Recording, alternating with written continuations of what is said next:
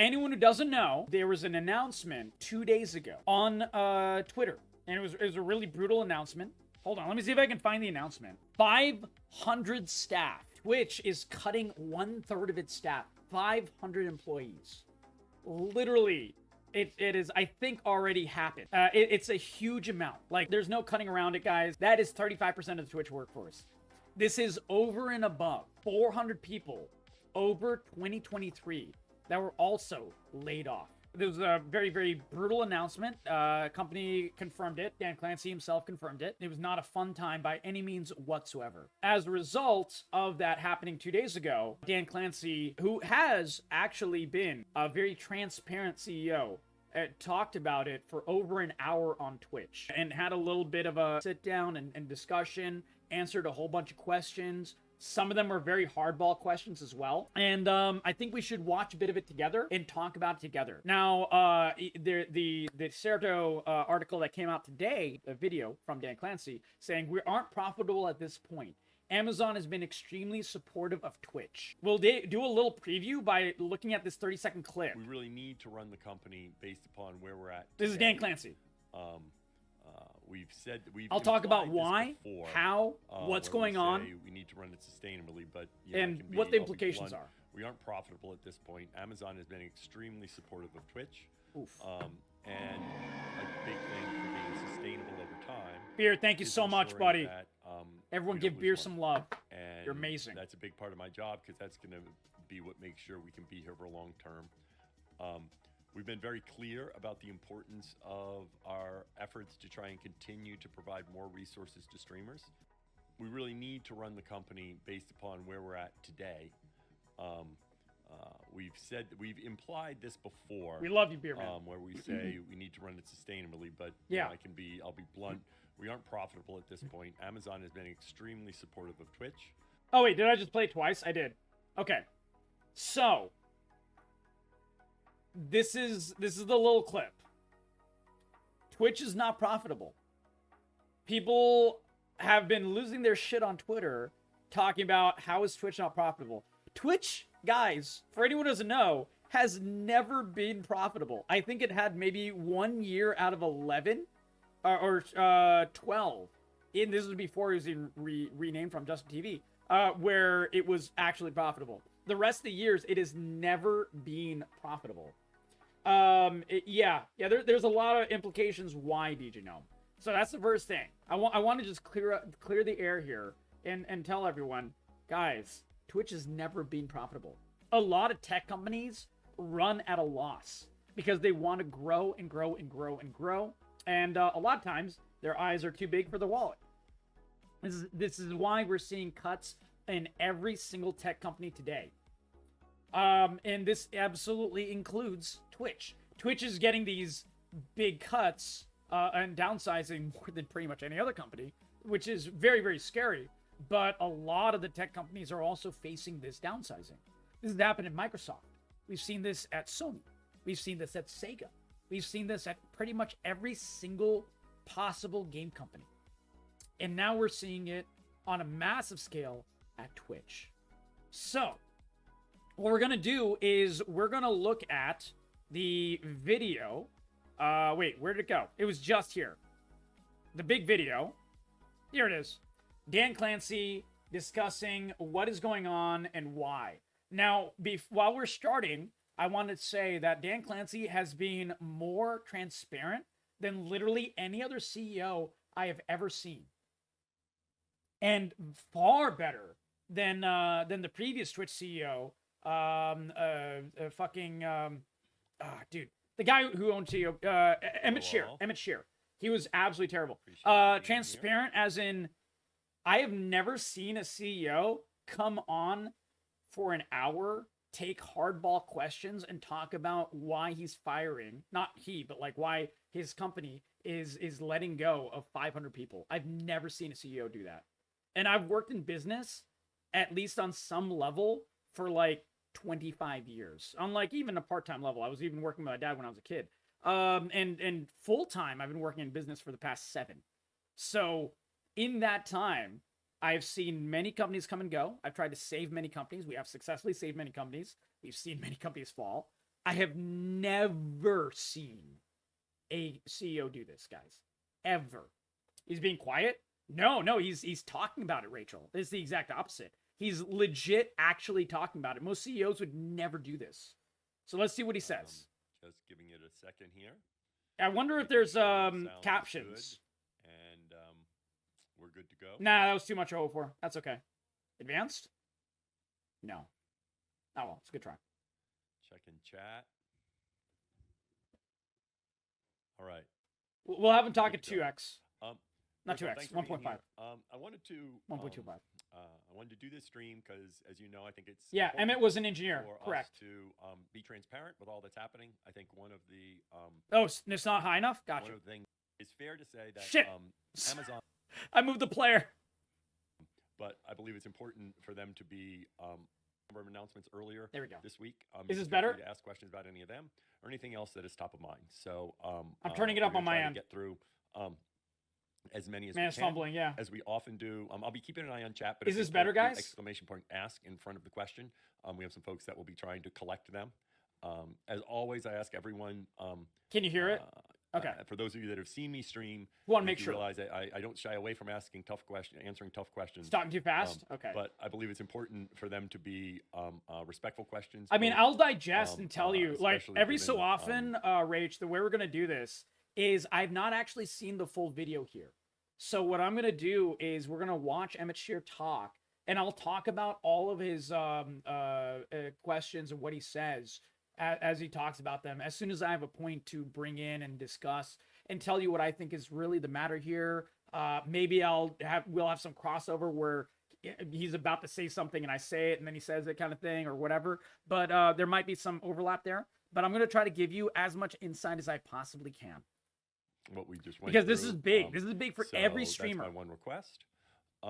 So in terms of Every few of the person on comments I Twitch, wanted to every make real viewer. quick, as I said, one of the things that makes Twitch such a special place to work is the strength of the community.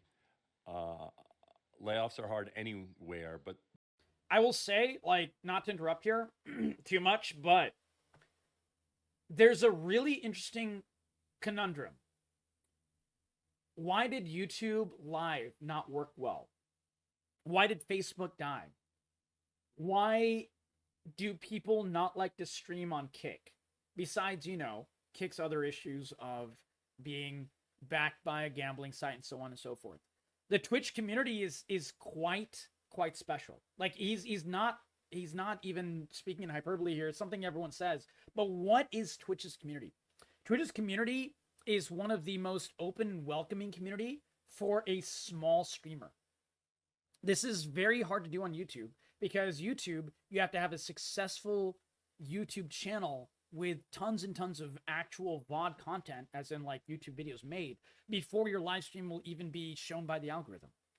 TikTok, same thing. You have to have a whole bunch of absolute crazy TikToks before you can really even go live. You have to be given a key before you can go live. And Kick has the opposite kind of welcoming community, whereas Twitch is very welcoming.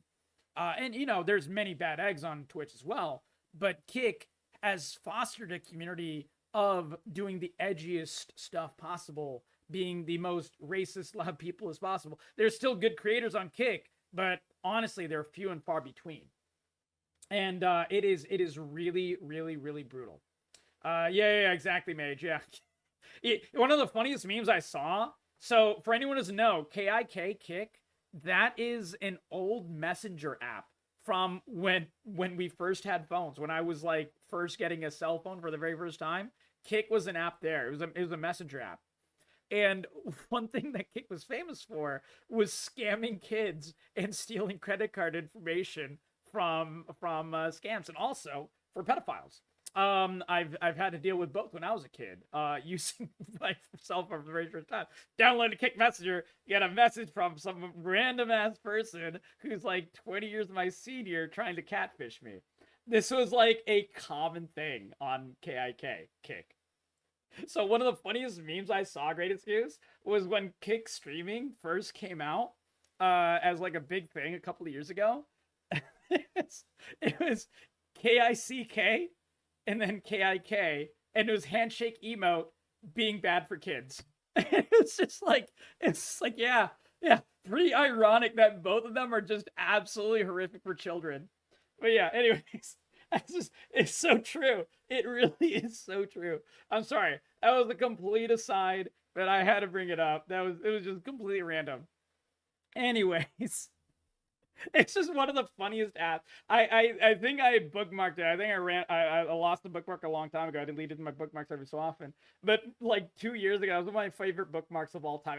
Anytime I needed a laugh, I opened that up and oh my god, dude, absolutely. Yeah, I guess so, Ryan. Yeah, dude, it was full of a lot of the wildest shit. And now, ironically, Kick streaming is full of the wildest shit as well. But yeah, so the streaming community is very weird and ubiquitous. In order to be a live streamer, we're already diving into an absolute niche that is super small and super weird. Like, dude, who watches a live stream all day? There's something wrong with us.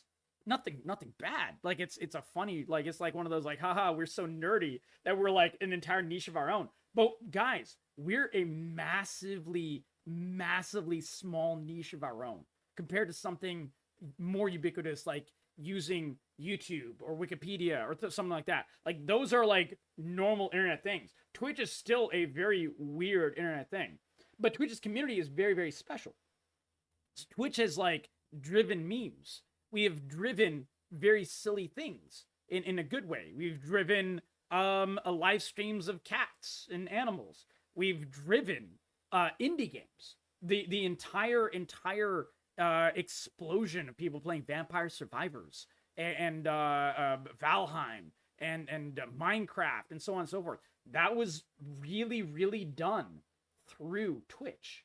So Twitch is a very special place. And I just wanted to say that, and I wanted to pause here and say that because this is a very important thing to keep in mind. Because in order to, and I'm really coming at this conversation with a viewpoint of how do we protect Twitch? How do we make it better? How do we help Twitch and ourselves succeed? How do we keep our space alive? So it's a very brutal thing. But it is something that is extremely important to keep in mind. And Rich, very sorry that happened to you. Giving you big hugs, buddy. Found some awesome friends through Twitch. Yeah, I met all of you. You see, Twitch. There was a very poignant. I cannot take credit for this. There was a phrase that I saw 3 years ago, and no 4 years ago. It was right when I started full time, like streaming every single night. Now this isn't my job. I do this as a side thing. But in January 2020 is when I started streaming every single night on Twitch, and literally, pretty much, almost without fail. Twitch. It was a Twitter comment, and I'll probably retweet it at some point because it's that good. The Twitch community is the people I never knew existed, but now I literally cannot live without. And I thought that was extremely. They said it in a different way, slightly different, but that was the main gist. And it's very true. Like, guys, it's very fascinating to make friends on the internet. I've made friends through World of Warcraft. I've made friends through Warcraft 3. A lot of Warcraft. I've made friends through Halo 2. So these are like the ways I met friends online. I met friends through old BBSs. I've met like that's like the very advent of the internet. I've made friends through old, like extremely obscure, fucking small forums and such. And Twitch has been the easiest to be able to make friends with. Twitch has been like a really unique way to connect with people. And going through COVID with you guys and being able to, you know, game and laugh and so on and so forth. It is something that I don't think you can find Twitch's energy on any other site. Straight up. DJ Gnome, I will say, like, dude, I mean, I'll be very clear on what I think he says is good, bad, and ugly. I'll tell you all the things, DJ Gnome. But I will say that so far Dan Clancy has done nothing but impress me in pretty much every single way. Even with the bad decisions, even with the hard decisions, with the bad ones and the hard ones, he's at least owned them, which is rare. Like, dude, Emmett Shear, keep in mind, the previous CEO, I don't think he even really knew that Twitch existed. Like, that guy never interacted with the community. I don't think he even knew what Twitch stood for. Nothing. He was a really good engineer, and he was pretty bad at literally every single other aspect of the entire website and the entire community and everything. And I think Twitch is in a pit right now because of how far Emmett Shear dug for over a decade, just digging that hole in every single way. People were telling him to, stop being CEO for a very long time. And over the past, I would say, like, I think Dan Clancy's been CEO for, 10 months? Just maybe under a year. And over that under a year, Dan Clancy has had to turn around a lot. Unfortunately, it's not enough yet. And by far, there's many things that need to be done. And we'll see here. Like, dude, you don't lose 35 people. 35% of your workforce out of, like, good actions. Like, this is there's serious problems at Twitch. But I will say that there's a lot of hope because Dan Clancy is CEO, and we'll dive into it now. But I just wanted to give you some context, give you some ideas, and give you some things to keep in mind while we see Dan Clancy's discussion here. They're particularly hard at Twitch, and I think God, I wish I could have CC captions right here. Is because the people that work here are also part of the community, and they're passionate about the job they have. They're passionate about. Keep in mind, Dan Clancy actually streams on Twitch. He actually made a really funny tweet, I think about a month ago, and it was like he was showing off his streaming stats, and he was like, I think at like 40 concurrent viewers or something at the time, and he was like, still not Twitch partner yet, but I feel like I can get there. And that was like how a lot of people realized that Dan Clancy actually streams on Twitch. Yeah, he legitimately streams on Twitch. And I'm not talking about he does this like big address to the audience and talks about like business stuff. No, he actually plays games. He does karaoke. He does all kinds of silly, the normal Twitch experience. I'm serious. Yeah, he actually streams. I legitimately follow Dan Clancy on Twitch. I think he most recently streamed Among Us. Dude, Dan Clancy is really bad at Among Us, guys. Dude, I'm bad at Among Us. Dude, I look like an Among Us god next to Dan Clancy. And it's kind of endearing. It's kind of endearing. CEO, not partner, life goals. Yeah, exactly. Well, I mean, I guess what the point is, that he's the CEO of Twitch. He's not inflating his numbers. He's not, like, using bots. He's not telling everyone, hey, I'm CEO on Twitter, watch my stream. He's doing nothing of the sort. He's just streaming for fun, which is what a lot of us do. And which is how a lot of us are trying to make it, really. So I think that's actually quite endearing. So that is how much that he is in tune with the Twitch community. That is how much he's in tune with the Twitch world and the Twitch memes and the silliness and all that is good in this entire community. They're doing to serve. So he lives and actually breathes it. That makes it really hard when you need to do something like we had to do. Sorry, my video froze. I'd also like to thank all of the people out there in the community that have reached out to support them. I know I've been seeing a lot of the. I'm going to put the quality at 720. Maybe that'll be better. It's a little bit more grainy, but hopefully it buffers less. And I really appreciate the way the community comes to try and help them through this. It might be because I'm using this through Dexerto. I want to be clear, the decision was not made lightly, and that is because of the impact that it has on these people's lives. Let's try 480. In terms of still making very the decision, visible. Ultimately, shit.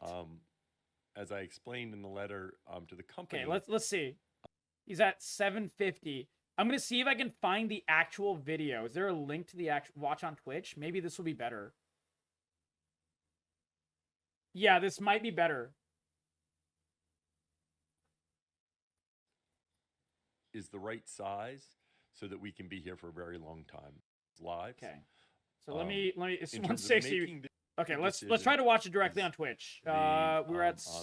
Talk for a few minutes about some of the stuff that I mentioned in the company. But then I'm primarily here to It was an embed on Dexerto, so that's why it in didn't terms work of well. what Sorry questions, about that, guys. you can ask questions about the layoff. We also had a number of announcements earlier this week. We'll go through You it can all. Feel free to ask questions about any of them or anything else that is top of And I mind. will be talking about all the details possible. We're going to try to get through Missed you too, Rage. as many as we can, as we often do. I'll be keeping an eye on chat, but if you put the exclamation point "ask" in front of the I question, rounded a little bit so we we can have some catch folks back that on the will be up on the trying to context. collect them. As always, for your I ask patience, everyone. For those of you that have seen me stream, I think you realize I don't shy away from asking answering tough questions. But I believe it's important for them to be respectful questions, both especially given what we just went through. So that's my one request. So in terms of a few of the comments I wanted to make real quick. As I said, one of the things that welcome, makes buddy. Twitch such a special place to work. We're talking about the Twitch is layoffs. The strength of the community. Layoffs are hard anywhere, but they're particularly hard at Twitch. And I think a reason for that is because the people that work here are also part of the community, and they're passionate about the job they have. That's true.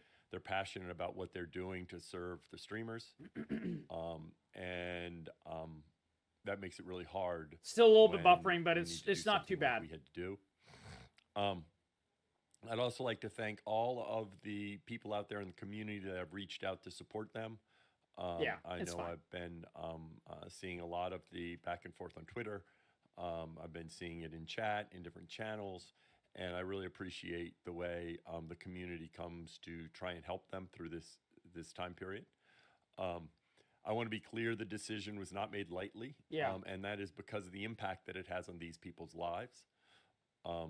In terms of making the decision, ultimately, as I explained in the letter to the company, we need to make sure Twitch is the right size so that we can be here for a very long time. We have a very important mission. Twitch is unique. I think that's very, very important to keep in mind, because a lot of this is downsizing to make Twitch the size it needs to be. And I don't think anyone has a concept of how overly large, there you go, Beauty, you got it, how overly large Twitch was because of the big COVID tech boom. During COVID specifically, and I'm sure you'll go into context about this. If not, I will. But a lot of the companies that are having the giant downsizing now, like I said, Sega, Twitch, every single video game company, Sony, Microsoft is going through layoffs. Blizzard, Activision is went through massive layoffs before the merger happened with Microsoft. So on and so forth. The list goes on and on and on. Twitter went through layoffs. Like pretty much every single tech company has gone through layoffs. And the reason was, and we'll probably talk about this more in detail, but during COVID, every single website saw a huge boom in viewership, in users, in everything. And in pretty much every metric, they were increasing. And in the tech world, more than pretty much any other industry, but especially in the tech world, especially in the gaming world, people look to the future, frankly, a little bit way too far. And this is something that happens a lot of times and drives me nuts. It actually is one of the big things that ruined, in my opinion, the LCS for a very long time. I think now we're finally getting back to a sense of normalcy. Outside people, outside sources put money in. A lot of investment banks and such put millions and hundreds of millions of dollars. And as a result, a tech company, it feels like with that investment, they could run at a loss for a very, very, very long time. And they have been. But unfortunately, now those numbers are coming back to a little bit more of reality. And that imbalance looks and is and feels all of the above at the same time. It can be all three things. Really, really, really bad. And so every single one of these tech companies has to curtail, and they have to basically become a normal, realistic size again. One where it serves the current user base, not the user base that they feel they can reach 5 years down the road. because aiming 5 years down the road, thinking that you're going to have 300% growth is frankly absolute fucking insanity. But it's something that every tech company really honestly feels, because they're always, it's like they have their eyes that are like way too large for their plate. I don't know if you've heard that term. And absolutely. So that is a big reason why. So we'll see if he goes into that detail. I don't know what level of detail to go into. Many of you come to create communities here or to be part of communities here. I don't think the other platforms are like Twitch. Yes.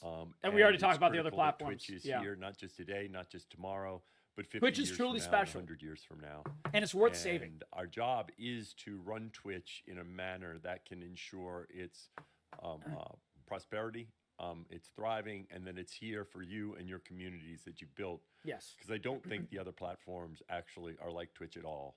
And Yeah, I it's think, clear that Dan what Clancy happens on Twitch actually gives a shit. Is important. And which is rare. That's why we need to make sure when we run the company that we're running in a way that is sustainable over time. The bottom line is, in terms of making the decision, let's see. We were bigger than we needed to in terms of the size we needed to be to service every tech company is too big.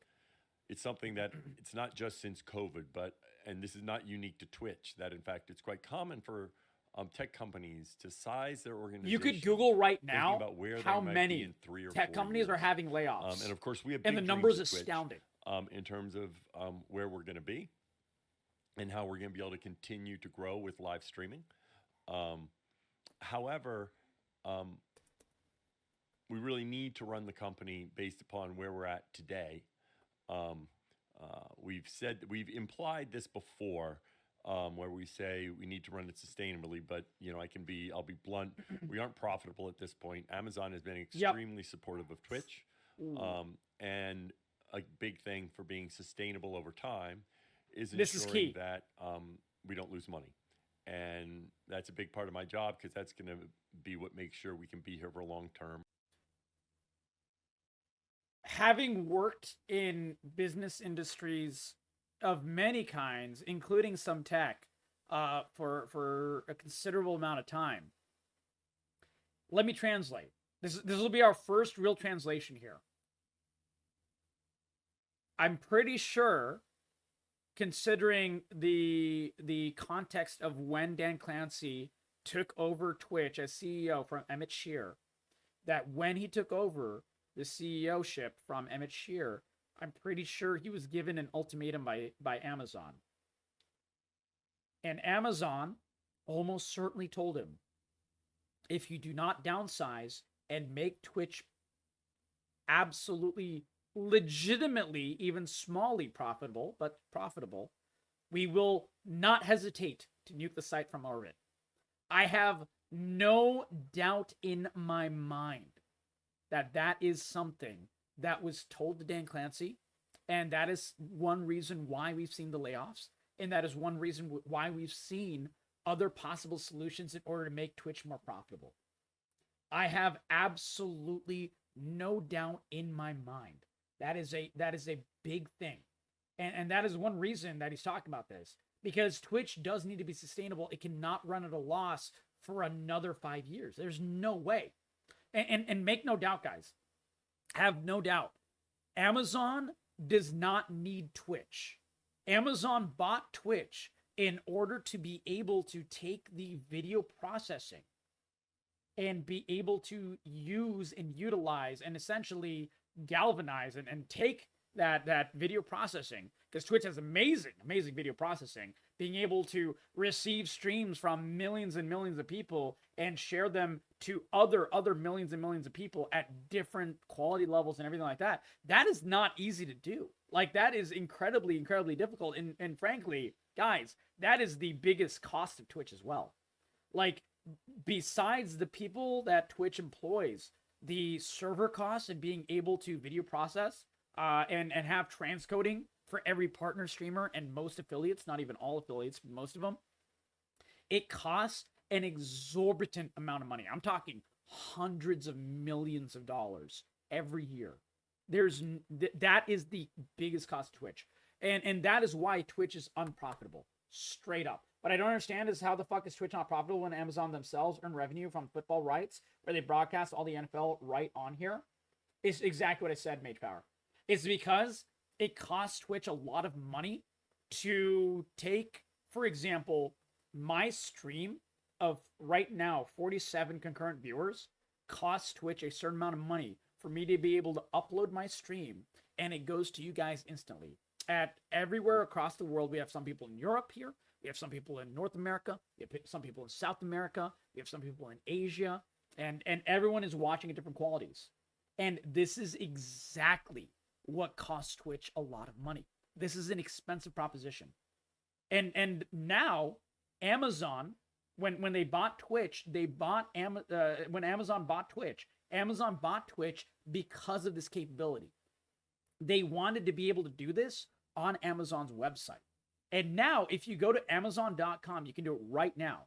Go to Amazon's head website and go to their any buying page, like their daily deals or whatever. And I've done this. I buy shit on Amazon all the time. And you'll see a little video in the top left corner of people using products. And they're like, hey, this hairbrush is fantastic. Check it out. Guess what? That uses Twitch's video infrastructure. That is why Amazon bought Twitch. Now, why am I saying this? Because at this point, Amazon took all that they really needed to from Twitch. That is why they bought Twitch. So as a result, if Twitch does not become profitable, there is no doubt in my mind that Twitch will be nuked from orbit by Amazon, if necessary, without a second thought. Twitch is a liability for Amazon right now. And anything that makes Twitch more of a liability, and we'll go to that later, talking about the artistic community and everything like that, but anything that makes Twitch more of a liability is only a greater issue for Twitch. Kick uses Amazon and Twitch's infrastructure. Not only that, Sir McDonald, yes, not only that, Existential Nerd. Did you know that Kick pays over MSRP to Amazon to use Twitch's infrastructure and video processing techniques? They literally pay to use it. Amazon makes more money, probably. And I don't have numbers for this because they never released the numbers. But I will say that at least that part of it is profitable. Amazon makes more money having the video processing used by AWS, Amazon Web Services is what it's called, from other websites than it does make money from actual Twitch. That is still an added cost for what? For commercials and everything like that. Yeah, I'll talk about that later. But yeah, that is a big thing. Welcome, Minkwa. Good to see you. But yeah, correct, McDonald. That is why Kick's UI is essentially the same on Kick as it is on Twitch. It's the exact same infrastructure. It's the exact same AWS servers and everything. And this is ironically the most profitable part of Twitch. Like this is how Amazon has used Twitch to actually make money, because they don't make money on Twitch itself. And that is some important context to keep in mind. And always remember, this is why we have to be really careful as Twitch users. Amazon will not hesitate, I say this again, to nuke Twitch from orbit if they do not think Twitch will become sustainable at some point. They will not hesitate. They are the corporate overlord. They don't care. They only care about the bottom line. They only care about profit. They only care about money. They only care about not losing money at the very, very least.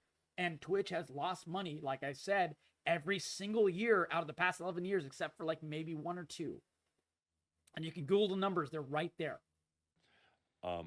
We've been very clear about the importance of our efforts to try and continue to provide more resources to streamers. We did that with the Partner Plus program. We did that with the Ads Incentive program. Yep. I've stated many times that I'd love to lower the threshold there. Guys, I'm not going to lie.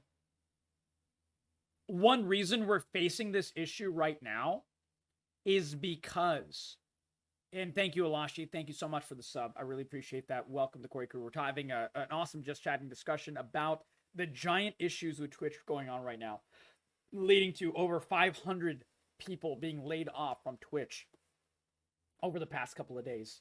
It's a very somber discussion, but it's a very, very fun discussion, fascinating discussion on business end for me to have with you guys. And we love you, Elashi. Hope you're having a great night. But so going back to it, one of the big issues to remember is that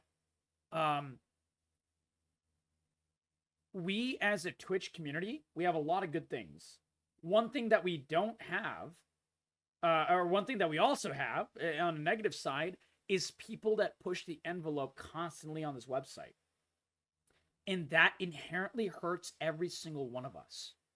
So one of the things that happened about 3 years ago was the giant ad push that Twitch made. This was Twitch's first opportunity and real push by Amazon, in my opinion, looking at the context, looking at what I know about running a business, looking at what I know about tech businesses, and I've had to deal with on both the receiving end, on both the using end, and on every single end, and on the back end especially. Amazon made a big push for ads because it was the first push for Twitch to finally become profitable again. And it did not work. One reason being, every streamer, when it was an option, refused to run ads. And I said this, anyone who's been in here for years, you guys know, and I've had this discussion way before I had YouTube, way before I've been able to, coalesce and make this into a real video. I only talked about these things in like 5-minute snippets here and there. But this has been a thing for years. Streamers in the streaming community not being used to and not being willing to adapt and actually run ads and make that a major part of what is going on, at least on a 3-minute per hour level, has cost Twitch so much money. We are now in a gigantic, massive hole. And as long as the Twitch community does that, and also the crazy things like Existential Nerd is saying, pushing the TOS, playing victim afterwards, and so on and so forth, absolutely agreed. These things combine into one of the worst parts of Twitch is that they don't take responsibility. They don't take responsibility for knowing that, hey, if all you do is push the envelope, if all you do is espouse and rail against doing the basic shit like having 3 minutes worth of ads every hour, that's really nothing in the grand scheme of things. It's really, really not that much. It's not great, but it is the necessity. And acting like it's not a necessity is insanity. So doing these things and fostering a community that believes these things so hard has made Twitch extremely, extremely difficult to be profitable. And easier to nuke from orbit. More ads enforcing DMCA. Dude, I've talked about it, Alpal. Both of those things have been necessary. Both of those things are necessary. Acting like those things are not necessary is literally pissing in the wind. And let me tell you, as someone who's tried to piss in the wind, because I'm a dumb kid, and I've been a dumb kid for a very, very long time, I've tried to piss in the wind. It doesn't work well. It splashes on you. It's not a good time. It's literally not a good time. So these things are necessary. And I made a tweet years ago, and it struck with a lot of people. It was one of my better running tweets. It was like 3.5 years ago when all these ad issues first started coming forward, but it still holds true today with all these other issues. If the Twitch community wants to be taken seriously and wants to survive, we can add that in. That wasn't in the original tweet. The Twitch community has to act serious. If you think you can make it in this tech landscape without running ads, while pushing the envelope, while doing all these wacky things that makes the website harder to even run, dude, you are absolutely smoking something. And it is going to do nothing but ruin this entire website. And like I said, the Amazon Web Services is all Amazon wanted. They will not hesitate to nuke Twitch from orbit. They are running at a loss. They don't get anything out of Twitch anymore at all. And they will not hesitate to nuke it from orbit. So let's continue. Anyways, that's some context. So many of you, your lives depend upon Twitch and the money you make from Twitch. Well, Alpal, they still don't do it. And so which Twitch we're very focused on continuing. Dude, I've seen Twitch streamers on Twitter, even to this day, that act like if they don't run ads, they don't even, if they don't run ads, they don't get ads. That is not how it works. They don't even understand how pre-rolls work. Dude, the Twitch community has a lot of streamers that have no clue how this website works. And it is insane. There's a chance to do it anyways, yeah, but we have to at least like do all the things that we can to increase our chance. Exactly. If you don't run ads, you are forced to run pre-rolls. Yes. And when a streamer runs nothing but pre-rolls, that means a stream is running at a more massive loss than any other streamer who runs 3 minutes worth of ads every hour. It's a really, really big issue. And people still do not understand it. People still don't understand this basic thing. They think, oh, if I don't run ads manually, they don't run. That is the level of idiocy that we have on this website. And that is one reason we're in a hole.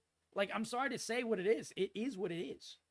So that's a big thing as well. Stuff that we talked about. Anyways, going on. Coming up, we're going to be sharing some more about our plans for the year. We have a couple announcements coming up over the next few weeks that I think you'll be excited about. And our focus. Yeah, Lasha. God, I wish I was one of those.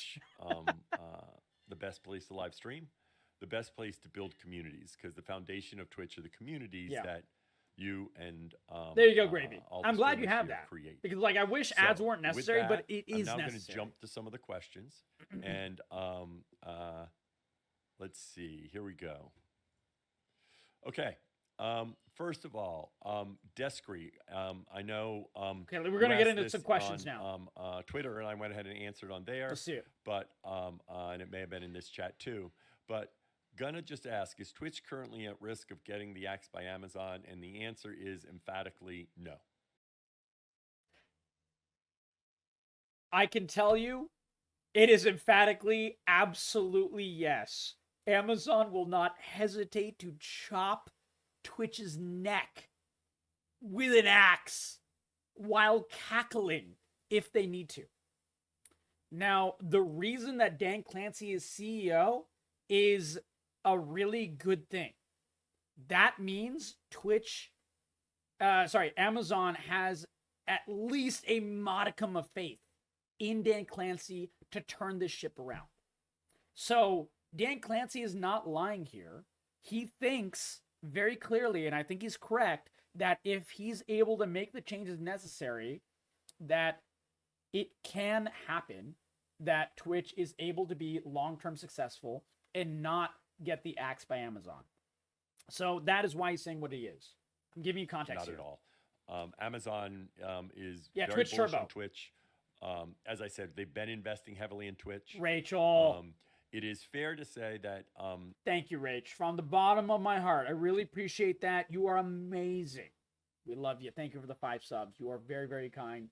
I really appreciate that. I really appreciate you. Thank you for supporting the content. Thank you for supporting the channel. Thank you for supporting this amazing, amazing community. You are amazing. Thank you so much. From the bottom of my heart. We love you more. Amazon, much like many other companies... So we're now back to the clip, by the way. For many of you, the very beginning not clip. The center of where you live. Is evolving how they think about running the company in terms of resources. Yeah.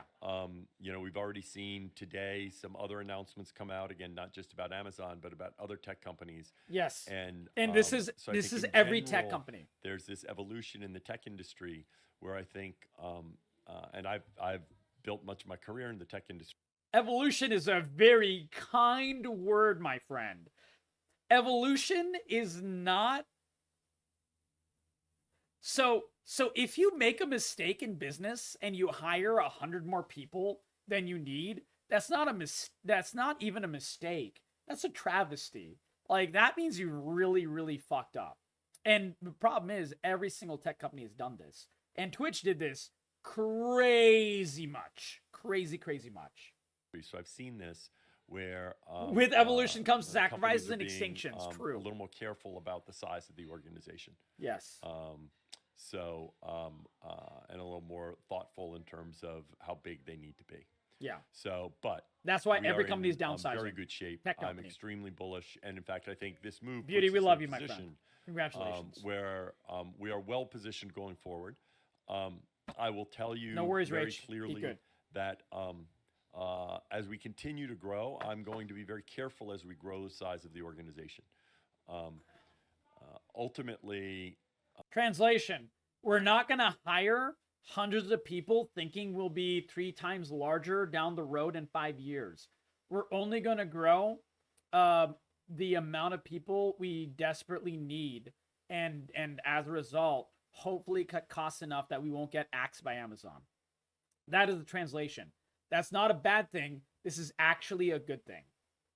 Does it comfort you? Yeah, I mean it's true. Existential. Like I said, dude.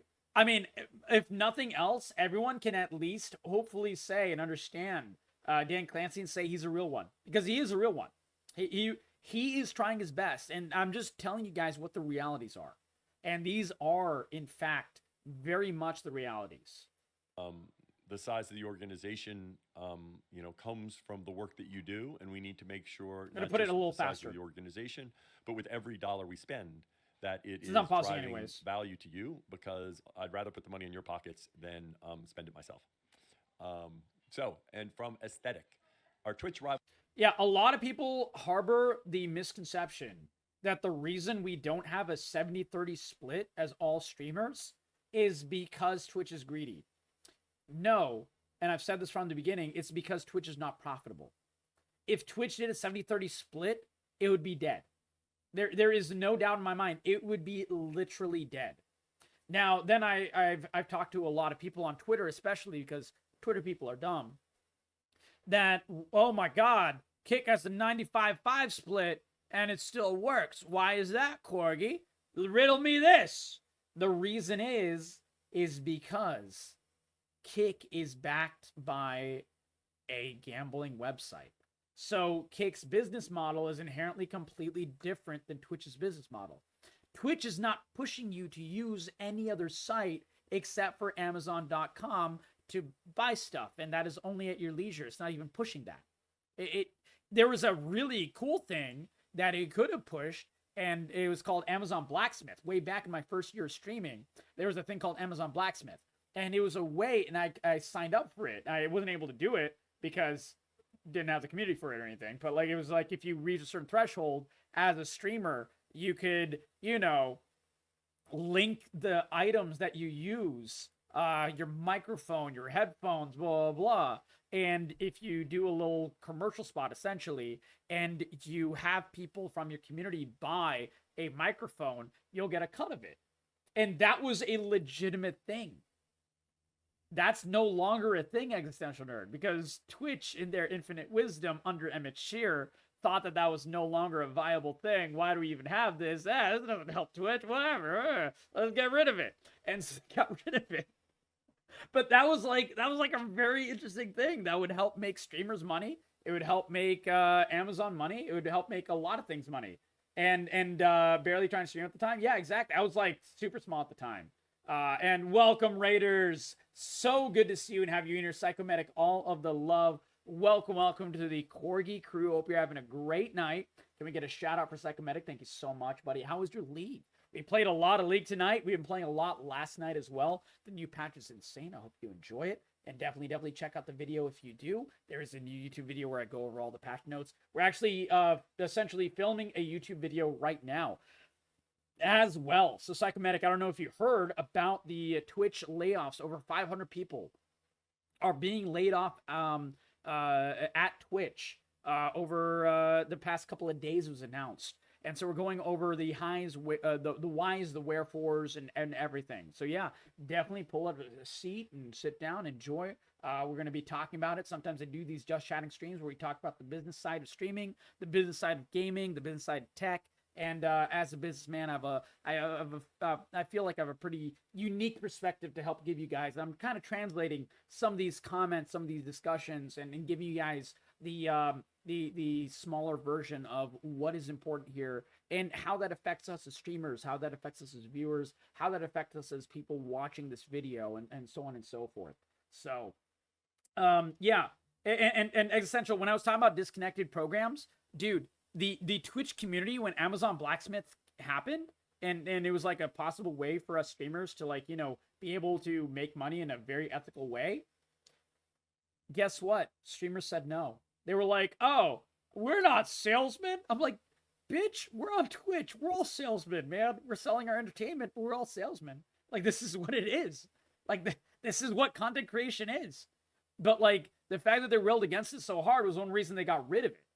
That's one reason Amazon got rid of it. We're also selling these games. Yeah, we play games because we believe in these games. We like these games. We sell these games. It happened with that, exactly.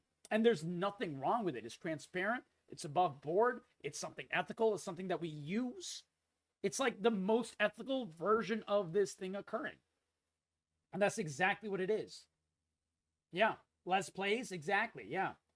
For sure. But welcome. Also, Raiders, there is a giveaway active. So if you enjoy the vibes, my friend, if you're following the stream, it doesn't even have to be an older follow. If you're brand new to the stream, you can drop a follow. Welcome to Corey Crew. There's a giveaway active. We have a giveaway every single night. We have 40 concurrent viewers, and I give away an awesome game that you guys will choose. If whoever wins will choose 3 of their favorite genres, and I'll find an amazing game that fills those genres without being a game that you own, and we'll figure out something you like. Everyone always leaves happy with this giveaway, and it's always my pleasure to do. We have a lot of fun with it, so welcome. Join that giveaway and have an enjoyable time to the discussion. And welcome. I hope you had an amazing stream. Psychomatic, tell us all about your League adventures. We're playing a lot of Udyr tonight. Led events, those are the ones that the audience usually engages with more. And that's been our focus. I don't know if you've noticed that. But in the past, we had a little more idea about Twitch creating content, and we don't think we are the creators, you are the creators. That's why we more and more want to lean into not just streamer-led activities with rivals, but also seeing how we can support our streamers doing their own events. This is very smart. YouTube is very successful, and YouTube actually pulled away the Mogul Mail guy because of events. And I'm talking about like large scale, like the Streamer Awards is such an event. The boxing tournament that the Mogul Mail guy did was such an event. I can't remember his name for whatever reason, but it's right there on the tip of my tongue.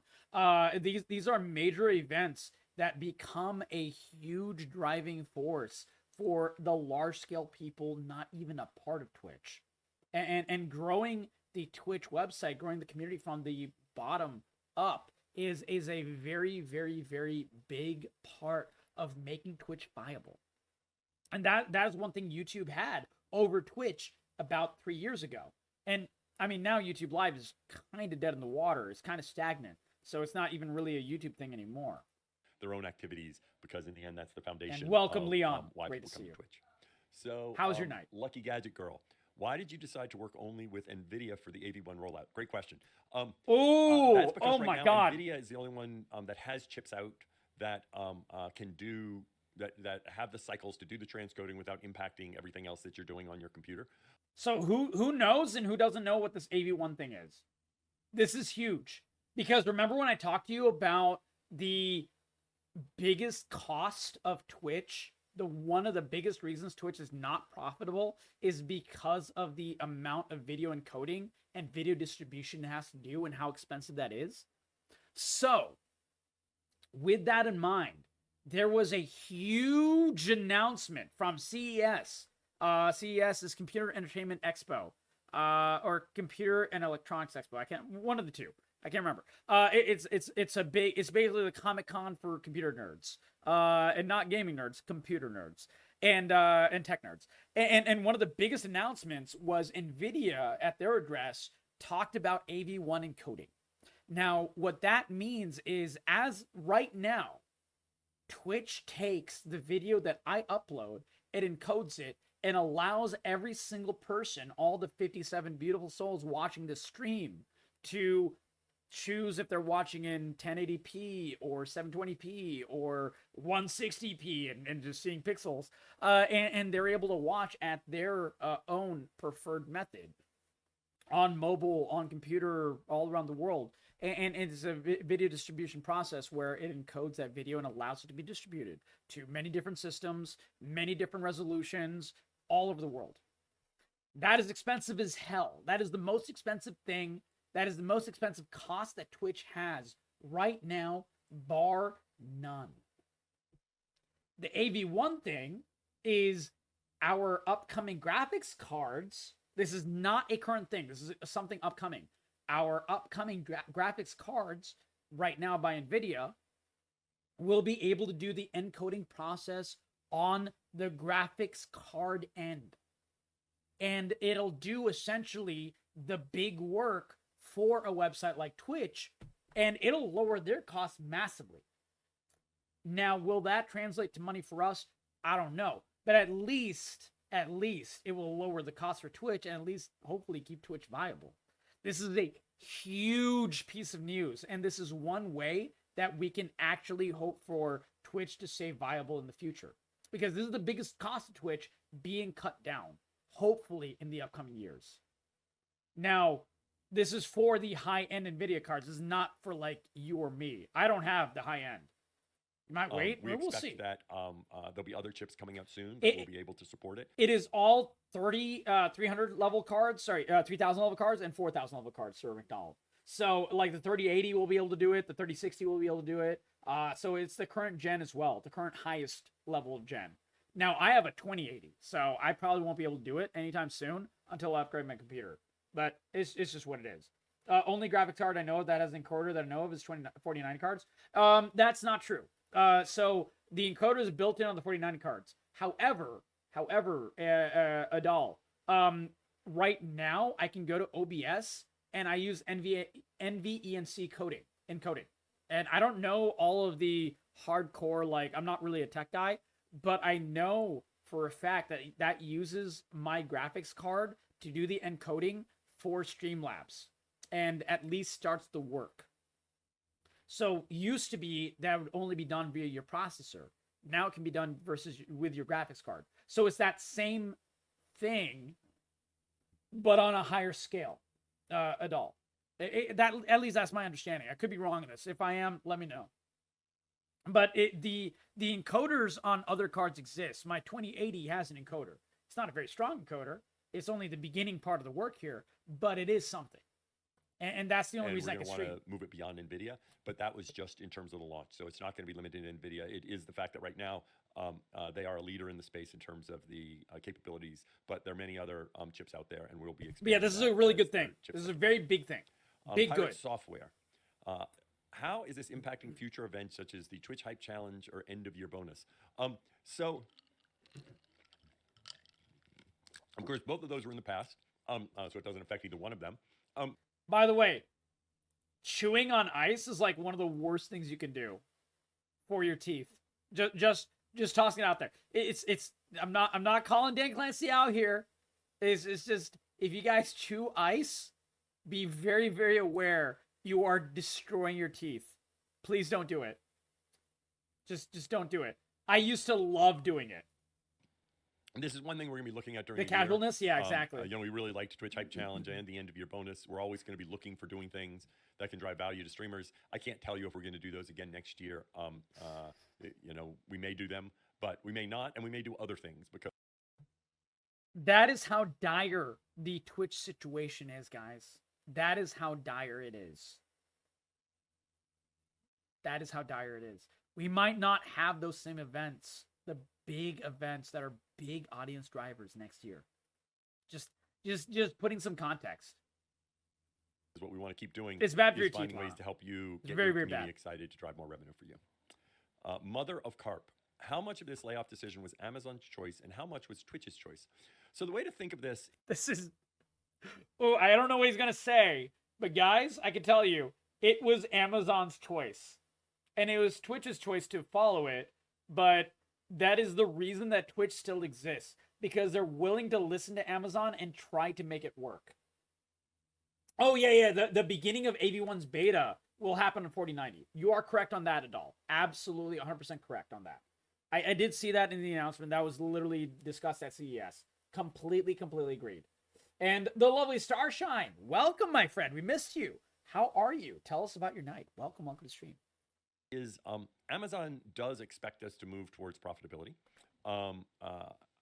However, how we do that is very much in our control.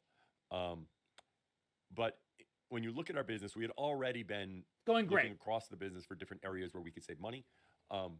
I do not think We're talking about as the we drive massive, profitability that massive Twitch I shifts. think it's critical, the money that goes to the streamers, that we can It's going to be a fun continue just to chatting. provide those benefits that we are doing right now. As you know, we just recently launched the Partner Plus program, and I've said repeatedly that we would like to expand those things.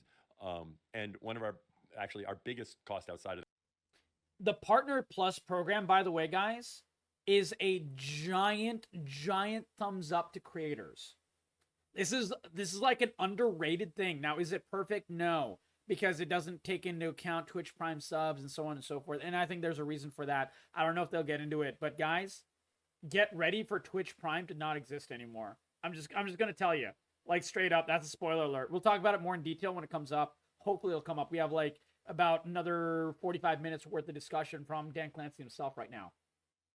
But regardless, the Partner Plus program was a big thumbs up to creators from Dan Clancy saying, I understand your needs, from Dan Clancy and Twitch to us creators. And this is how we can try to help you succeed and get a better split. If that didn't exist, I would feel like Twitch would only stay at a 50-50 split forever. Because the Partner Plus program exists, at least in the form it is right now, it is at least a thumbs up saying they understand what we need, and they're trying to make this work on all levels.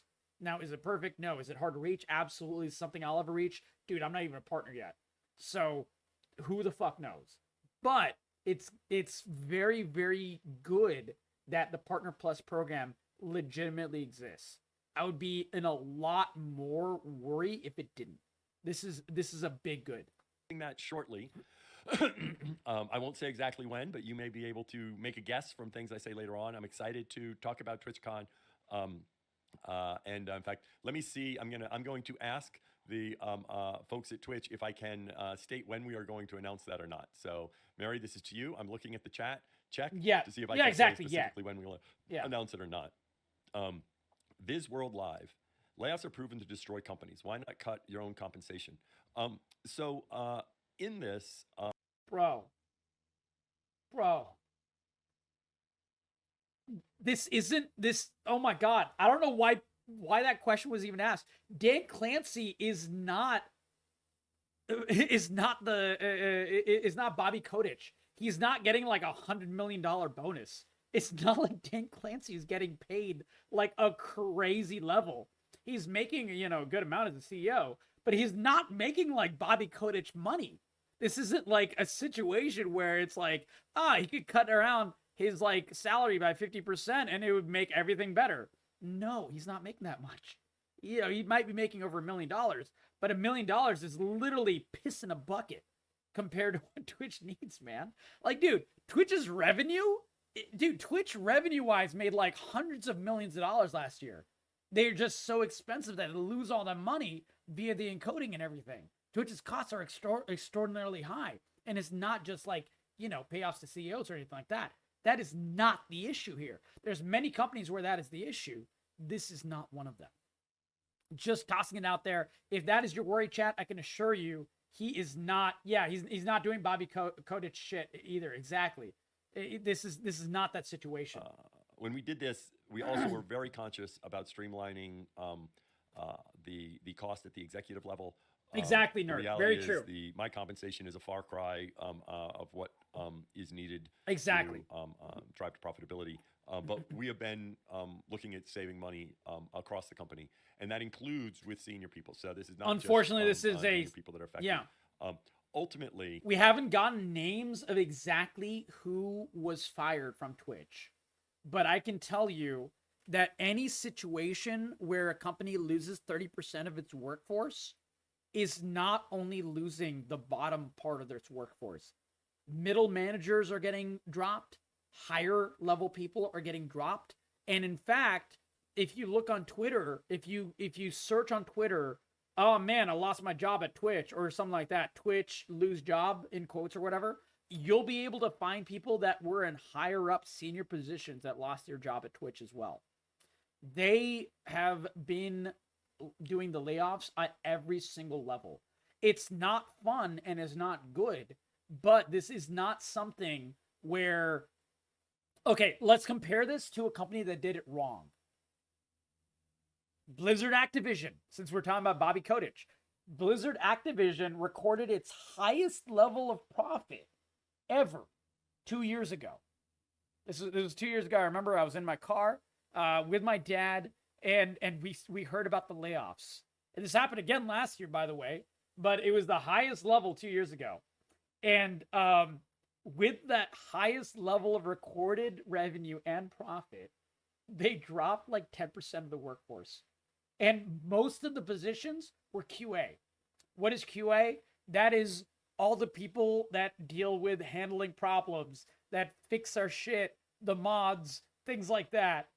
And it was really sad. And that was like the highest, like Blizzard Activision has very high levels of profit, has very, very high levels of revenue.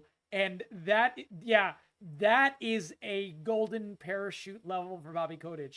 That is the CEO taking a shit ton of money and everyone else gets shafted. That is the shareholders getting money and everyone else gets fucking pissed in the air.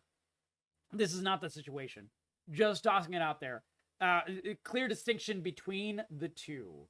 Are the first to go in layoffs? Yeah. But like they had multiple layoffs. Everyone is getting the axe here right now. And Noise, welcome, buddy.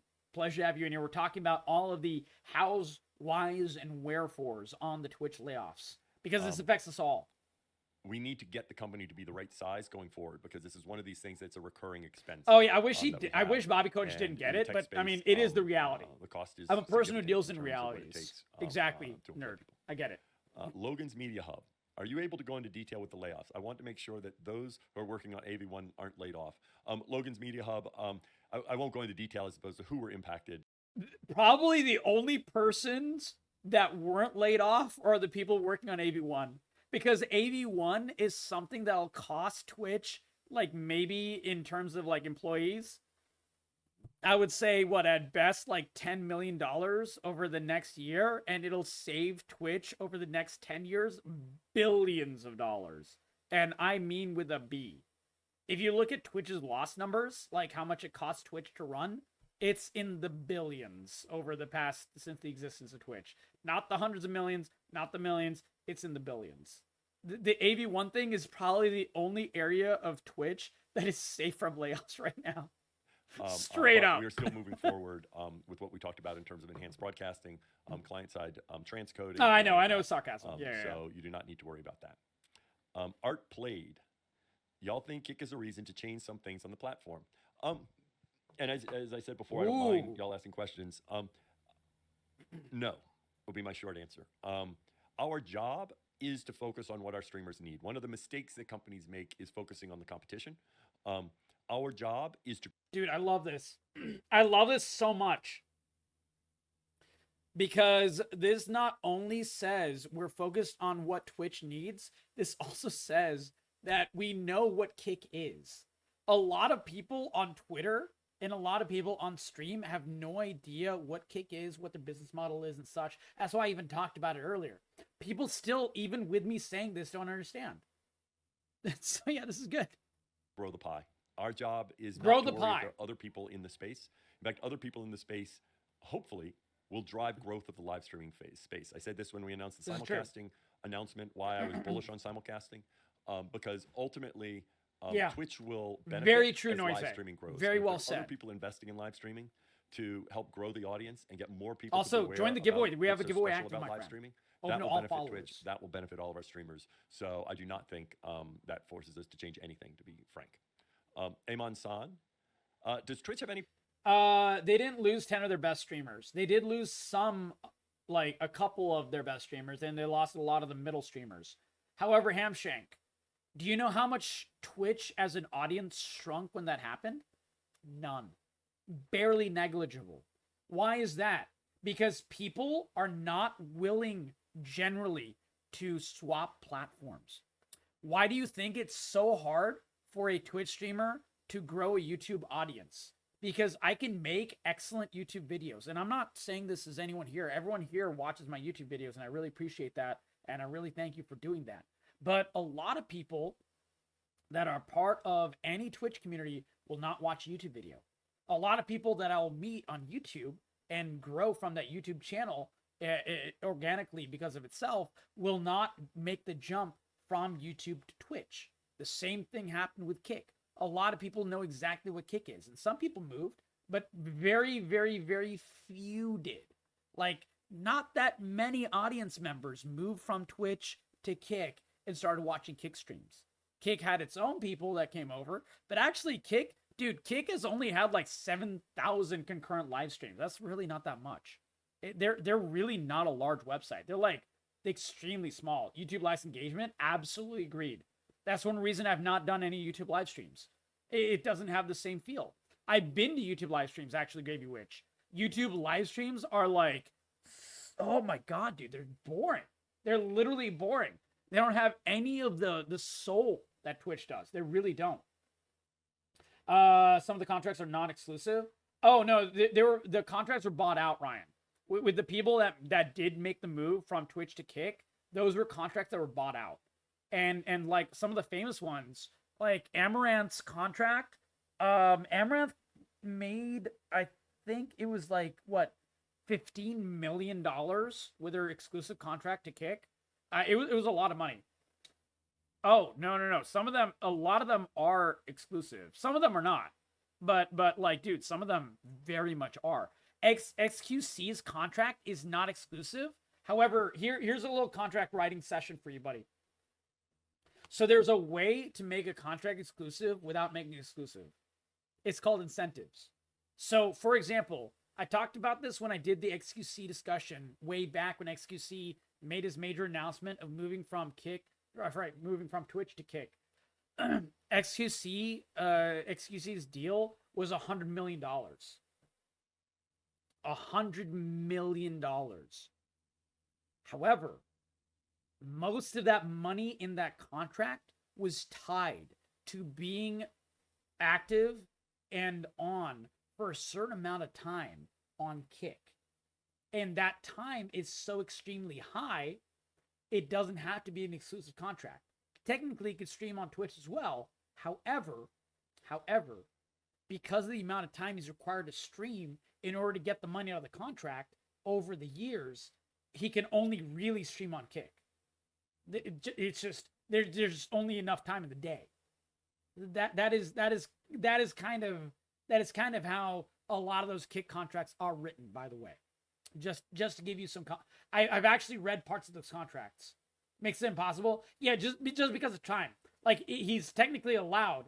Can he not simulcast? He can simulcast, but funnily enough, Twitch doesn't really allow simulcasting.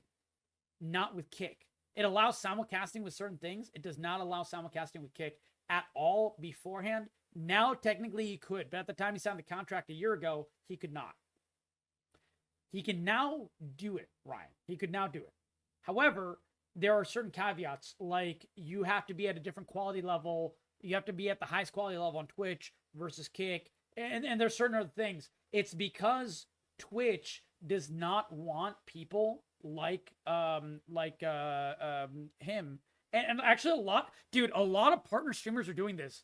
They would go onto Twitch, and because they were getting a better split from Kick, they'd stream on Twitch for an hour, and they'd be like, hey guys, I'm starting my stream on Kick now, so I'm going to sign off on Twitch, hop over to this link, and hop onto Kick.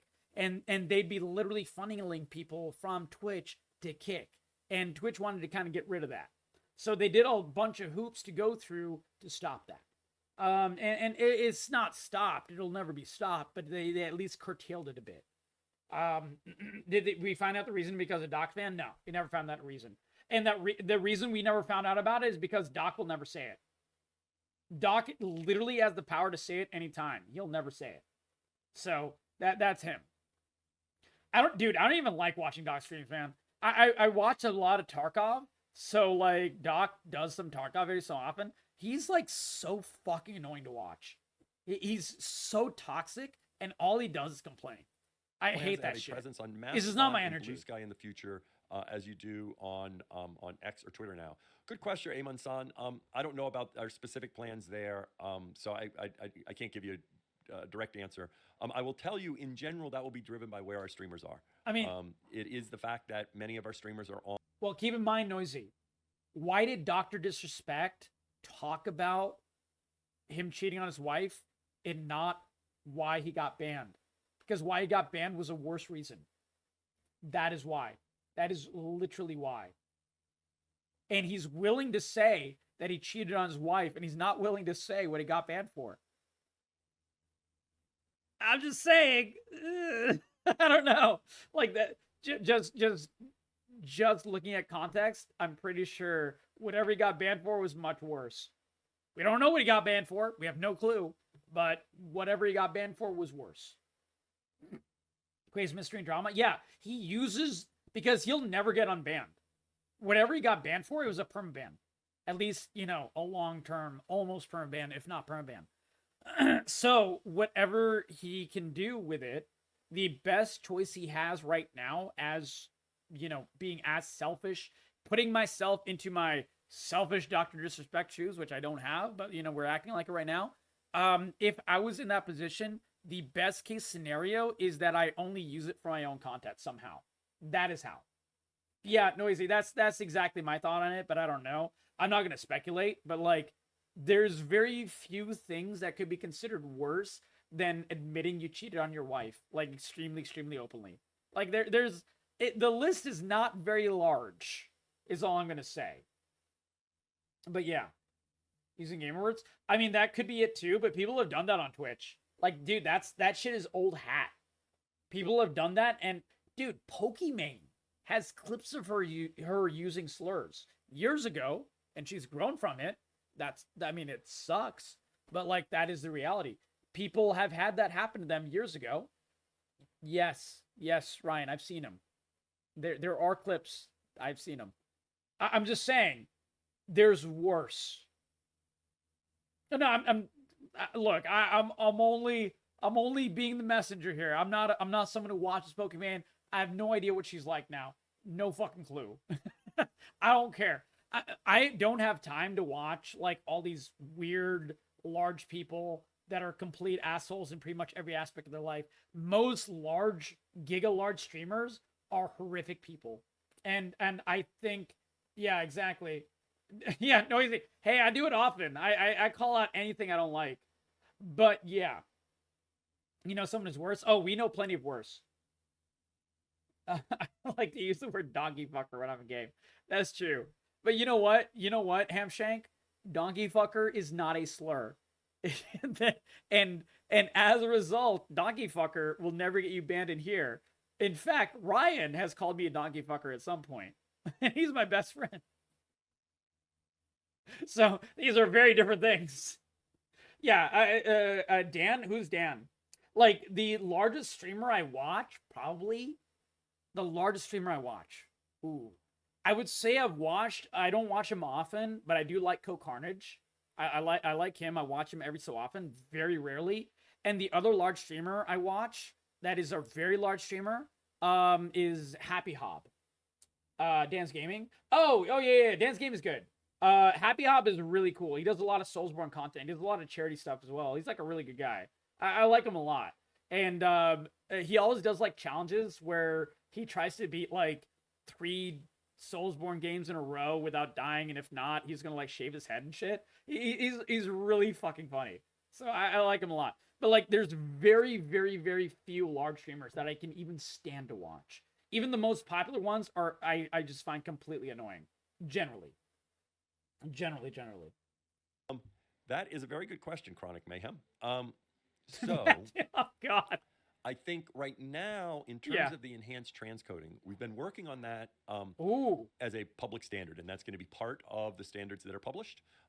So that way, this is going back in the cost, guys. Can, update how they. Hey, no worries, Hamshank. We'll be here. So that way, both other live streaming platforms can utilize it. Because when we put it in OBS, this is not actually that's not true. Twitch. It could be used. I don't watch Asmon's live streams. I only watch his YouTube videos. I do watch. Dude. Okay, if we're talking about content in general, Asmon Gold is someone I watch probably more than any other live streamer, and I only watch his YouTube videos. But I don't watch his live streams at all. He doesn't stream at a time that I can watch. Shroud incredibly boring on stream. It's fun to watch his YouTube when it's on highlights. His personality is a snooze fest. He's uber talented gamer. Oh yeah, Shroud, dude, if you want to watch someone click on heads, Shroud is like one of the best for sure. If you want to watch someone who's really good but also really engaging, he only really plays Tarkov, but Pestily is another big streamer that I watch that is actually like a good person. He's really engaging. He's really funny. He's very silly. He creates educational content as well, like teaches you a game. And very, very, very much. Pestily is like the other one. Yeah, Pestily is funny as hell, dude. Yeah, Pesty is good, but he only streams Tarkov. Granted, I love Tarkov. So, but yeah, that is one. Any live streaming platform that would support Looks like a these void. capabilities. Exactly. And that also would be the case. Velen? I don't know who Velen. Multi-streaming. McDonald. Now, they wouldn't have already done the work to pass the multiple encodes back up to us, but that's something that they will be able to do. So over time, this would be something that absolutely can support multi-streaming with these third parties. In fact, one of the features is also to support over time a vertical video feed, so that you can have. This is insane. Like, dude, this will let me, for example, be able to stream on YouTube Shorts and fucking TikTok and everything at the same time, and be able to grow the base a little bit better. Like, this is very, very good, and the work will be done by AB1 encoding, which is our graphics card, and it'll cost Twitch less money and hopefully make a better deal for us as streamers as well. So that hasn't been announced yet. We don't know if that'll be in this discussion or not, but this is good. This is very, very, very, very good. Both horizontal and vertical video at the same time. Oh, I got you. No, I'm saying. Yeah. Different places. So for sure. I think it should support, but it'll just take time for the. A lot of large streamers have to deal with like weird shit, so their threshold for banning is really low. Do you think I agree? It's kind of annoying. Future? It feels like maybe the days of Prime subs could be numbered. Prime is a critical program for many streamers. I don't know what he'll say. We'll discuss what he says. But I can tell you right now, I personally feel like Prime subs are absolutely the days are numbered. I will say right here, guys, right now, take this to the bank. CapCorgi hot take prediction. We will not have Twitch Prime subs in 2 years. We might not even have it in 1 year, but I would estimate 2 years. Because Twitch Prime subs is nothing but a loss for Twitch. It is nothing but a loss for Amazon, and it is a huge cost. It's free money for us streamers. I love Twitch Prime subs, but this is something that is absolutely going to be on the axe. They have not talked about it. They might not, but absolutely. I did not realize that, Hamshing. That's good to know. And Vertigos, thank you for the raid, my friend. Welcome to stream. How was Baldur's Gate? We love you tons. Hope you're doing amazingly. You and your amazing community. There is a giveaway active. ! Join to join our giveaway. And we're talking about a fun, for me, just chatting stream, Vertigos. I don't know if you saw, but over 500 people were laid off of Twitch in the past couple of days, which is almost 35% of its workforce. It's an insanely high number. And so I'm talking about the highs, the whys, and the wherefores, the implications of what is going on. I have a lot of work in the tech field. I have a lot of work in the business field, and I'm trying to give you guys some hope, but also a lot of context of the realities of the situation. And we'll be putting this into a YouTube video as well. So if you don't know about the YouTube, it is this. We talk about a lot of just chatting stuff there. And we talk about a lot of fun gameplay. We showcase a lot of gameplay, a lot of first plays, a lot of hard modes, a lot of silly things, a lot of survivals. You name, my friends, we play it all. Welcome, welcome, welcome. Is because they want to be inclusive and add like specific parts of the community that have become a larger part of the community. So it's no longer encompassed in the plus, it's now encompassed in the actual lettering as well. That is why, noisy. I find some streamers get kind of toxic when they get bigger. Oh, dude, very, very few streamers that I've seen a lot of streamers made power over 4 years go from small affiliates to become large partner streamers. And a lot of them I don't follow anymore because a lot of them became very toxic. I completely agree. This happens often. However, some of them don't. And those people that I follow that are partner streamers and that sometimes rate us and like really cool people, and I talk about how amazing they are all the time, it's because they're legitimately fucking awesome. And they they actually, they remembered who they are. They didn't, they didn't get lost in the sauce, and they're awesome. So yeah, it happens a lot, Mage Power, and it's very sad when it happens, but it is absolutely reality. It is a not fun reality to see. And go for it, Hamshank. And Vertigos, how's your night, buddy? Hope you're having an amazing one. Join the giveaway. There is a giveaway active. All the love. We structured that so that we could continue to move that threshold. We're going to keep looking across our strategy with streamers. We did this with the ads incentive program. We want to get to where we can continue to grow and adapt and change as the market changes. Pal World? Oh, yeah. So I want to play there Pal may be World, other changes, for sure. but I will tell you, Prime is an important part for our viewers and our creators. So it's important for us to make sure Prime still exists in some way. Join the giveaway, Vertigos. Is there any truth some employees I hope found you're out having an about the amazing layoffs night. through You media rock. outlets or media sources? So Kiki Bunny, there was a leak the night before. And so employees did find out the night before, as some people... Dude, I feel bad for any company going through a leak. No one likes leaks. Leaks always fuck over any company that the leak happens to. Like, it really, really sucks. I really wish it didn't happen. And my pleasure always, Vertigos. You deserve it. You're amazing. They're listening here may have read too. It was unfortunate. Oh, Hamshank, that'd be it's awesome. something that Wait, happens next week? A fair amount, I didn't realize it was next with week. us, and good to know. I understand why people inside might do it, but I don't think it helps the people that are impacted. We weren't able to speed up notifying them. We looked at speed up notifying them because we had worked hard to try and keep it quiet so that they did not have the anxiety of not knowing whether or not they were impacted. Unfortunately, somebody leaked it. Basically, because of the leak, this happens pretty much anytime there is a leak of that kind. The entire workforce had 24 hours of not knowing if they were the ones that were going to be fired or not. Like there was just anxiety for 24 hours for no fucking reason. It was dumb. It was really stupid. Yeah, exactly, existential. I agree with you. I agree with you on that. I kind of alluded to that. I mean, but both I'll are say it leaks, but explicitly. one is different we severity of leaks. The Partner Bearded Club Ball program Guy, has this is been, the I think, CEO very of Twitch, successful. I've had Dan numerous Clancy. streamers come up and talk to me about how they were able to get their communities to support them. I have no and the difference idea. that it Whatever's made in fun, their lives. Hamshank. When we structured the Partner Plus, a big Something part of what we were thinking about, and I'll tell you how I Partner Plus focus, and as we think about RevShare and other things, there are many creators that depend upon Twitch to fund their lives. The And fact that they is how recognize they, this is good. pay their rent. That is how they pay their utility bills. And I want live streaming to be a career that you can do for 10, 15, 20, 30, 40 years. This is something that Emmett Shear would never say. Emmett Shear had no clue what Twitch streamers went through, what content creators go through every day to try to make rent. Didn't give a shit. Everything we do is transparent. So we're going to keep doing that. We'd love to lower the threshold over time. That's something we'll always look to do so that we can help share more with and make those. Oh, yeah, like a available. trailer is different. I completely agree. Z Kotikas.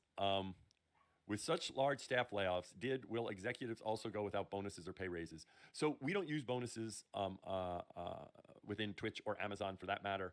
I don't know what's going to happen when we do our annual performance review. I can tell you recently that has already happened where in terms of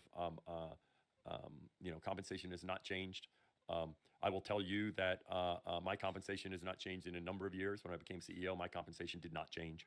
When I became president. This is actually true. Emmett Shear took the parachute, and Dan Clancy didn't get any pay raise when he took more responsibility by becoming CEO. He did not get any positive out of this at all. That's one reason I think Dan Clancy's a real one. Legitimately. So take that into account. Sealouv.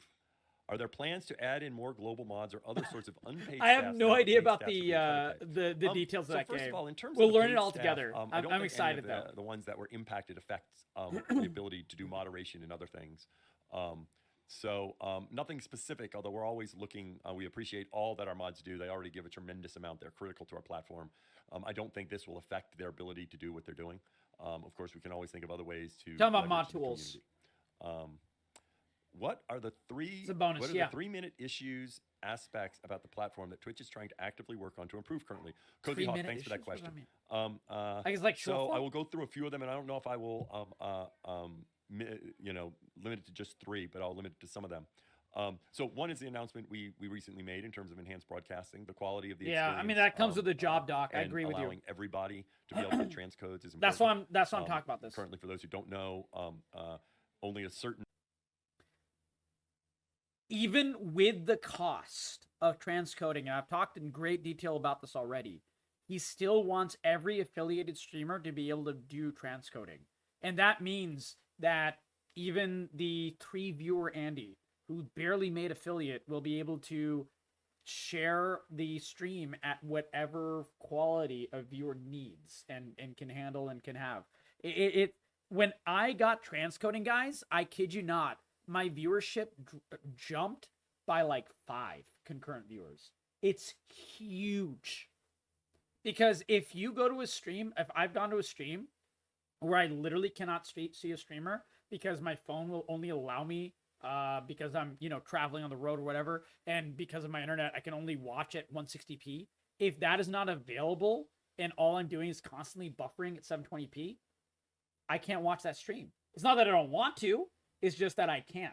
Yeah, dude, for a tech CEO, Existential Nerd, that is super low.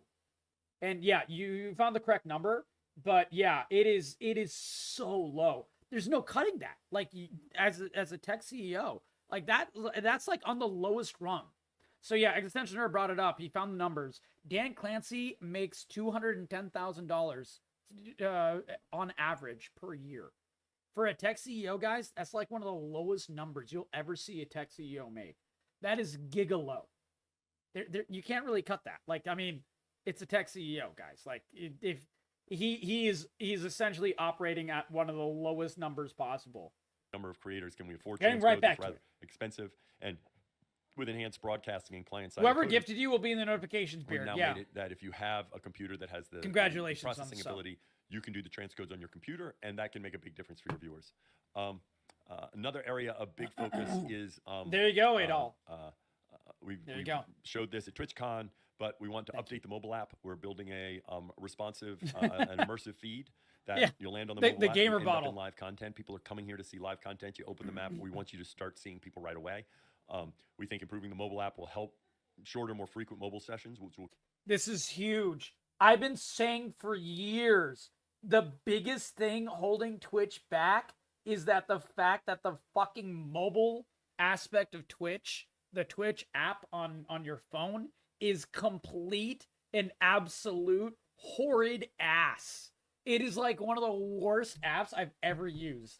It barely works, and I use it only to like watch chat. Sometimes I use it to watch stream, like when I'm, not at my computer. But it's infinitely worse in every single way. You can't even sometimes vote in polls. You definitely can't use any Twitch integration. You can sometimes not even see actual streamers because the video doesn't go through. Dude, oh my God, it's the worst. Yeah, well, I mean, the charging extra, that's not Twitch's fault, Beard. That is on Apple, and that is on Google Play Store. That is a surcharge added to that. So it's like a whole bunch of issues. Yeah, that is on there. That is not on Twitch's end, just to let you know. But yeah, it does suck. But I would recommend, yeah, that's crooked. I mean, it's above board. It sucks, but that's, dude, you know how people complain about Steam being a monopoly? I couldn't even talk there. Monopoly? I consider that complete bullshit, because if you want to see a real tech monopoly, look at Apple, look at Google. Those are actual tech monopolies. Those are legitimate monopolies. Both on Twitch, I've said this many times, is often through collaboration. That's because we're very focused on driving people to your mobile to would your channel, absolutely keeping people on your channel. So make often the best Twitch way succeed. for more people to find you is to help streamers collaborate together, and so we're looking at ways to do that. Sponsorships and trying to help creators find sponsorships is something we started last year as a pilot. We're going to continue doing this year.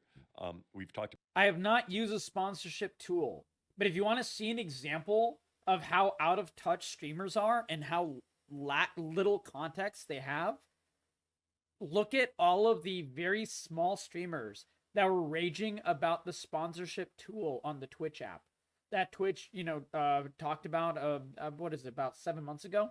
And everyone was like, Twitch is trying to make me lose my money. Oh my God, all my sponsorship dollars. Dude, I've never been paid for a sponsorship, ever. You know why? Because I'm a small streamer. That sponsorship tool was not made for big streamers. It was made for us small boys who have no fucking hope of getting a real and true sponsorship from any company. Dude, I've actually talked to Lurk It, don't make money, I get free games. I'm talking about the ones that make money, Existential. I've done gaming sponsorships, sure, but none that actually gave me money for playing a certain game, ever. And the reason is because we're small. And it's just the reality of the situation. Game companies don't give a shit. The sponsorship tool was a way for our sponsors, for us small streamers, to be able to get sponsorships. Yeah, I don't even know if it still exists. When it came out was 7 months ago or so, 8 months ago maybe, something like that. Existential Nerd, and the entire Twitter community railed against it. The Twitch community railed against it so hard that they might have taken it off. I don't even know if it's still there. Check. It might be on your creator dashboard. I haven't checked in a while, but I mean, I haven't because I started. Thank you, Noisy. Because God, sorry, I started laughing because Noise said, "I'll sponsor you. My uncle sells hot tubs. Are you interested?" I just fucking lost it. I'm sorry. Oh God. All right, but yeah, the sponsorship tool was absolutely railed against because people that are like 5 viewers were like, "Oh, Twitch is trying to eat my sponsorship money," and I had to like talk to people. I was very respectful, but I was like, "Guys, no sponsorship deal is hitting you up when you have 5 viewers. I'm at like sometimes I hit 50 viewers. I don't get sponsorship deals. I've been trying to get sponsorship deals for a very long time. I ain't found shit." Like we don't get sponsorship deals. This was an opportunity for us super small streamers to possibly get sponsorship deals. This was a bona fide Twitch W that somehow the community turned into an L. This is something that the Twitch community does all the fucking time. All the fucking time. Oh yeah, I don't even count stream elements. I completely agree with you, Existential Nerd. Those are jokes. Yeah. Exactly. That is what we had to resort to if we wanted them. I have not done them because I will only ever do a sponsorship for something I truly believe in, a game I like, or an item, or a thing that I use. Like, dude, if I could get an Alienware sponsorship, 100% I would do it in an instant. If I get some like thefactor.com, like I buy those meals every single day. I'm not sponsored. Would I do that sponsorship? Yeah, I eat those meals every single day. Absolutely. Those are healthy ass meals and they taste delicious. I wish I could get one of those sponsorships. I would absolutely do that. Coffee or G Fuel? I don't have that coffee and I hate G Fuel. I think gamer drinks have done more to harm gamers than pretty much almost any other gaming item on the planet. The amount of sugar and over caffeine that has, the amount of shit it has in those things, oh my God, those are so bad for you. Like, oh my God, they're so fucking bad for you.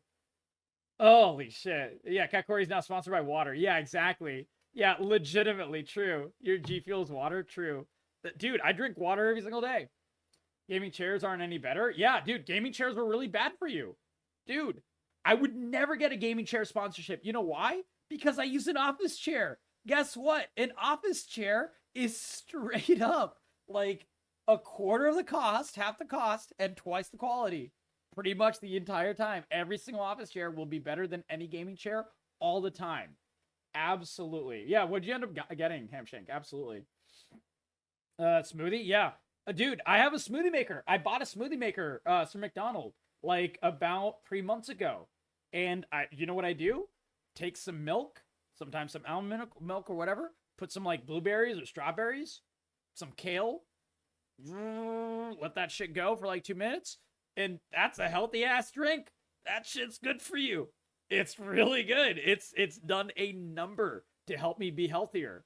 Like, it's done a bunch. Drink it during stream? No, I don't drink during stream. It actually is a little rough on my throat, so I don't drink it during stream. Sir McDonald. It's because of the milk. Milk is not good for your throat. It makes like your phlegm act up. So I don't do it from stream. But water during stream.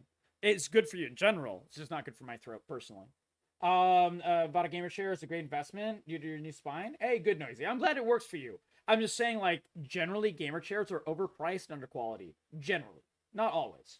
Not gonna lie, I do love my Secret Lab. Hey, if you got a good chair, I'm very glad for you. I'm just saying. Oh, it was so good you have to get a new spine. I got you. Yeah, I did miss that. Sorry. Yeah. About improving the cheering Cheers. experience. We, as you know, we had pulled back hype chat, and now we're really leaning into cheering and bits and how we can improve that. So that's just a few of the things. It might be that one that beer, we're working on, but there's more coming out, and we're going to share a letter in about 2 to 3 weeks that talks more about some of the stuff we're working. I'm excited to read that letter. I hope, honestly, guys, I hope Amazon Blacksmith is back on, because Amazon Blacksmith I was too small to use it, but it was a really, really cool ass tool where all I had to do was advertise the shit that I actually use. And if you don't even have to do anything, all you have to do is click the link and buy a microphone that you will use, and I'll get a cut out of it.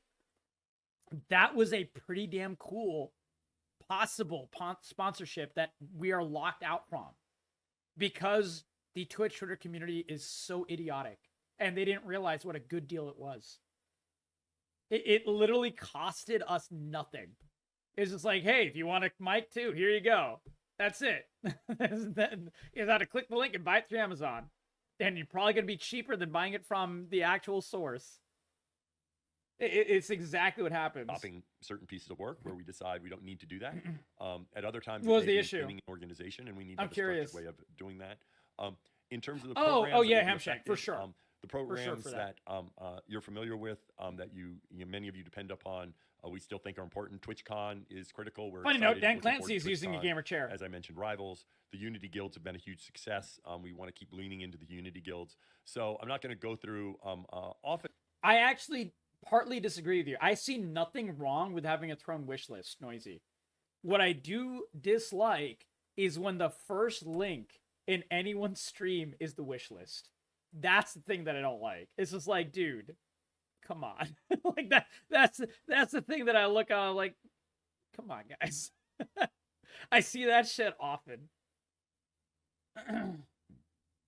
Oh yeah, Mage. I talk for my day job and I talk for stream. That's why it's rough for me. But you're absolutely right, Mage. You're absolutely right. The impacts are going to be, we just can't get as much done. Like in terms of some of the product work as we plan this year, we won't Yeah, exactly. do as much engineering work. And I we have need one to too. I've never prioritize talked more about it. effectively. I don't even have a link Jermaine for it Clay, yet. Good to see you, Jermaine. How is the team doing at Twitch, and how are the current and laid off staff being supported internally? Thanks for asking, Jermaine. This is an important for, question. All the people that were impacted. All the people laid off. Arrangement we have with them varies by country because each country is different. But everyone got a minimum of 60 days. In fact, that's an example, correct? Is the time period where they are remaining on staff and Have a still crown. get, There you go, Gray. all their health benefits. And in fact, we timed it. We pushed it beyond what the standard package is, so they get health benefits in April. So we went beyond what is standard at Amazon. And then they also receive a severance package depending upon how long they've been at Twitch. And again, it varies by country. As you highlighted, this is a big impact on the people at Twitch. I did an all hands. Let's see, I'm losing track of time here. I did an all hands this morning, and we've had lots of teams meeting with them. Part of what our leadership's job is to do is to help. I saw from a couple of people laid off. I don't have the tweets anymore, but a couple of people laid off at Twitch did talk about how the Amazon team and the Twitch team, and Dan Clancy's team and everyone, were talking about actually had resources to try to help them find other jobs. You know, it's an extra level of effort that a lot of companies do not go through. But that shows right there that they don't want to lay off 500 people. They didn't do this by choice. They didn't do this shit for fun. They want people to land on their feet. And they're trying their best to make that so.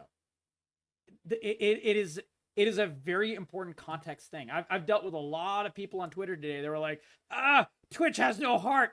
Dude, you can't operate on a loss, man. Like, you just can't do it. Not anymore. You shouldn't have done it in the beginning, but you definitely can't do it anymore. It's very important context that I think a lot of people lack. At least they're trying. It's very challenging when you go through this. The one thing that makes us different than other companies is, I think yeah, dude, I've been laid off from jobs before. Exactly. Beard's face, you said it well. I've been laid off before. All I got was a, hey, we're sorry, and that was it. Exactly. That's all I've gotten before. I've never gotten any kind of like, hey, here's another opportunity for you, or here's another company that is in the relatively same tech field, and we'll write you a good letter, blah, blah. I didn't receive any of that sometimes. Dude, sometimes my bosses were absolute assholes. I didn't get shit. And I would give my full heart in any job I did. That's why I work for myself now. Like, it's brutal. It's absolutely disgusting how companies treat their workers now. Everyone at Twitch cares deeply about our creators. And I know for me, the way I push through this is I go on Twitch and I watch our creators. And I remind myself that ultimately, that's why we're here. Yeah. We need to push through it, and we need to get to work to doing what we need to do to support creators. And part of our leadership team's job is to help people that are there do that, because we have a lot to do, and our mission is really important, as I said earlier. The semicolons. Are you going to investigate how the layoffs leaked early and take any actions? The challenge is it's pretty much impossible to... no one who leaks will admit that they leaked. Who leaked it. I can tell you, I was at Google when they started having leaks, and they locked good to know, nerd. It might be gone. Things where communications all had all sorts of stuff, and it never worked, and it creates almost a police state. And so the reality is, I just keep hoping that... I can tell you for a fact, I'm not sure about the sponsorship thing, but the Amazon blacksmith thing was like 4 years ago. It was way back in my first year of doing every night streaming, which is 2020. So I don't exactly remember exactly when. It was actually, no. They launched it near Amazon Prime Day. So whenever Amazon Prime Day was, it was that. Oh, no, we were talking about the Twitch one, not the Stream Elements one. Yeah, there was a sponsorship thing on Twitch itself, not Stream Elements. Stream Elements is a third party. They do their own thing. Twitch made their thing because of Stream Elements version. They literally did that because Stream Elements had its own thing. And they were like, hey, you guys are using Stream Elements anyways. Maybe you can do better here. That's literally what it was. Did not include your promise for the streamers increase to 70-30 split for sure. Is this going to happen? Mine too. If so, why the layoffs? So Scary Jerry Gaming, I'm not sure when you refer to my promise for 70-30 split for all. I think you may be referring to what came up on Harris Heller's stream. And when you say the announcement, I think you mean this is big. Enhanced broadcasting. So what I was saying on that stream was as we can run the company more efficiently and find areas to save money, one thing we would like to do is be able to expand who can receive improved revenue share splits. I watched the Harris Heller stream. Harris Heller is another great content creator. He's one of the few big ones that I like to watch. Talks a lot about stream stuff. Talks a lot about the business stuff as well. A lot of stuff I don't agree with because he's through and through a big YouTuber, and as a result, a big YouTuber is oftentimes a YouTube shill. And he is that, but he knows what he is and he talks about it. It's fine. No disrespect to that. He's at least open about it. But he had a really good interview with Dan Clancy. And one of the very important things he said there, Harris Heller talked about, because they talked about the beginning of the AV1 stuff. They talked about a lot of these things that might be saving costs on Twitch's side, and as a result, what that might mean for us. And Dan Clancy made it very, very clear. If Twitch is able to be very, very viable, that bonus and that money will start to help us streamers as well. Now, whether that'll happen or not, who the fuck knows? Will Twitch even become viable? Who knows? But at least the thought is there that this is something that they want to do. They want to be able to give us a better split. They want to help us be viable and have this be a single revenue for us to live our lives on. Funny note, Existential Nerd. The largest streamers actually cost Twitch more money. The largest cost, though, however, is the middle level streamers, where they don't get a lot of subs, but they stream to a lot of people. And because of the lack of ads that they play, it costs Twitch most money to be able to do transcoding and be able to do the video encoding and everything like that for them more than anyone else. And the person who told me that accidental nerd was I ran into on Twitter. Ran into is a relative term. An ex Twitch engineer, and he talked about that. The people in the 50 to 200 range cost Twitch the most money. Us smallest streamers don't cost Twitch that much money to be able to stream to. Yeah, because us really small streamers oftentimes don't even understand ads, so the ads run manually. And so that's not a specific timeline. We have a lot that we're doing right now, and the layoffs are one source of our expenses. So it's one way that we are controlling our expenses. Massive expenses. Revon, Over how is expenses. Twitch expected to fare in the coming year? Is there a growth objective? There is a growth objective, Revon. I'm not going to say what that is. I will say. Oh, I was really that- hoping you and- would. and I didn't this is expect him really to, an but that would have evolution been really of, nice. how we run the company. I have That's really totally big fair. dreams for Twitch, but Don't chew your eyes, guys, as I think about running the company, for your own health. ultimately my number one priority is make sure we serve the creators that are there today. Yeah, we're covering the entire So thing if now. you take a Platinum Ghost, creator that is funding their life right now through Twitch, they of course want to grow, but they're sending their kids through school right now. Maybe they're paying their rent right now. They want to make sure they can keep doing that. They would like to be bigger. They'd like Twitch to be twice as big. It doesn't need to be twice as big. What it needs to do is continue to serve the communities that are there as we continue to try to expand Twitch to reach more. and it needs to grow. And the good thing is he's talking about like mobile. He's talking about these real issues that I've been yelling from the rooftops for years, literally years, because all of us creators at its core, we do want Twitch to succeed. And there's several ways Twitch could do this. And there's several ways Twitch has tried to do this and failed and so on and so forth. And under Emmett Shear, they didn't really try that hard. And we've been kind of a big hole because of it. But the mobile app experience is a huge part of it. And you know the other thing that I don't know if he's going to talk about, but guys, have you ever on any other website, ever on anything else, have you ever seen an advertisement for Twitch? Like, hey, gamers are on Twitch. Come over to Twitch. Watch live streams of LOL. Have you ever seen any advertisement for Twitch? I have personally, and I live on the internet, man. I have never seen an advertisement for Twitch. Ever. I've never seen any marketing for Twitch that wasn't me being on Twitch already. You've seen one? Yeah, there you go. There you go. You've seen some, but not, but usually like banner ads. Really? Where? Out of curiosity, where have you seen the banner ads? I'm curious. Was it like Facebook? I've never used Facebook, so maybe it was on there. All social media platforms here, Twitch. You know what's funny? Existential nerd. Do you want to know something really, really funny? You can pay for ads of other social media websites on any social media website. Wait, your TV begged you to install Twitch? Noisy, which TV do you use? You use like Roku or something? I use Roku. I don't see it on Roku. Out of curiosity, which one do you use? Okay, so we have one person. Hisense. Okay. Oh, your actual TV. Oh, okay. Yeah, my TV is not a smart TV, so maybe it's on smart TVs. Interesting. You've been seeing ads on YouTube? Really? I've been seeing ads on YouTube all the time, and none of them have been for Twitch. Not a single one. Use Apple TV? I got you. I saw a Twitch ad on your TV show? Which TV show? Okay. You don't see ads on YouTube? Oh my god. Well, okay. You know what's funny? Most of the time that I watch YouTube is via my TV. And there's no ad blocker on a TV. So I get all the ads on YouTube.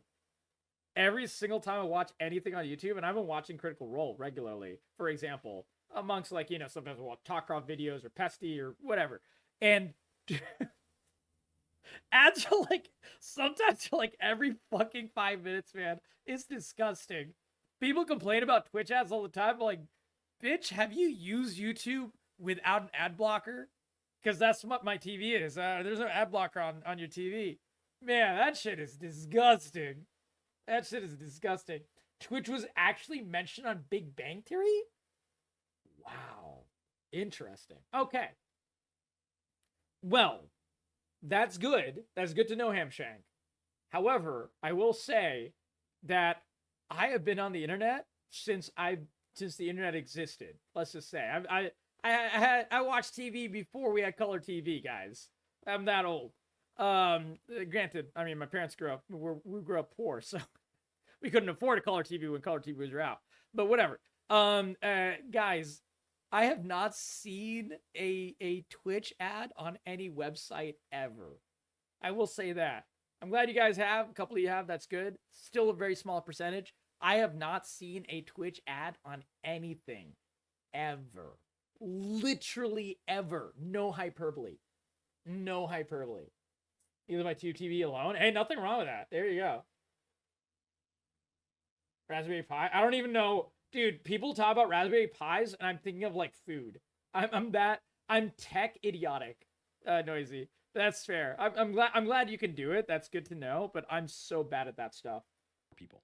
I personally believe you've been on Twitch for 10 years, never seen one. There you go. Community-based live streaming, as I often talk about, is a fraction it's of not what enough. Will be one day. Oh yeah, Roku has a ton of ads. That reality true. I've never seen Twitch ads. But the reality doesn't have to become true, because what Twitch is today is incredibly special. And I think this, interestingly, is a mindset that's a little odd for Silicon Valley. Oftentimes you have companies that all they focus on is growth. Yeah. And I think we're different because ultimately growth is hugely valuable, very excited about it. But we have something really special right now. And we need to cherish that. We need to do things that make... I have never seen a tech CEO talk about, hey, growth is not our main proof of concept here. Dude, proof of concept for pretty much every tech company, incorrectly as well, vast majority, that's why so many tech companies are downsizing, they've always been hunting that growth. That is crazy. I mean, I'm glad he's saying this. This is good. Because he's like, you know, he's really understanding and talking about what Twitch is.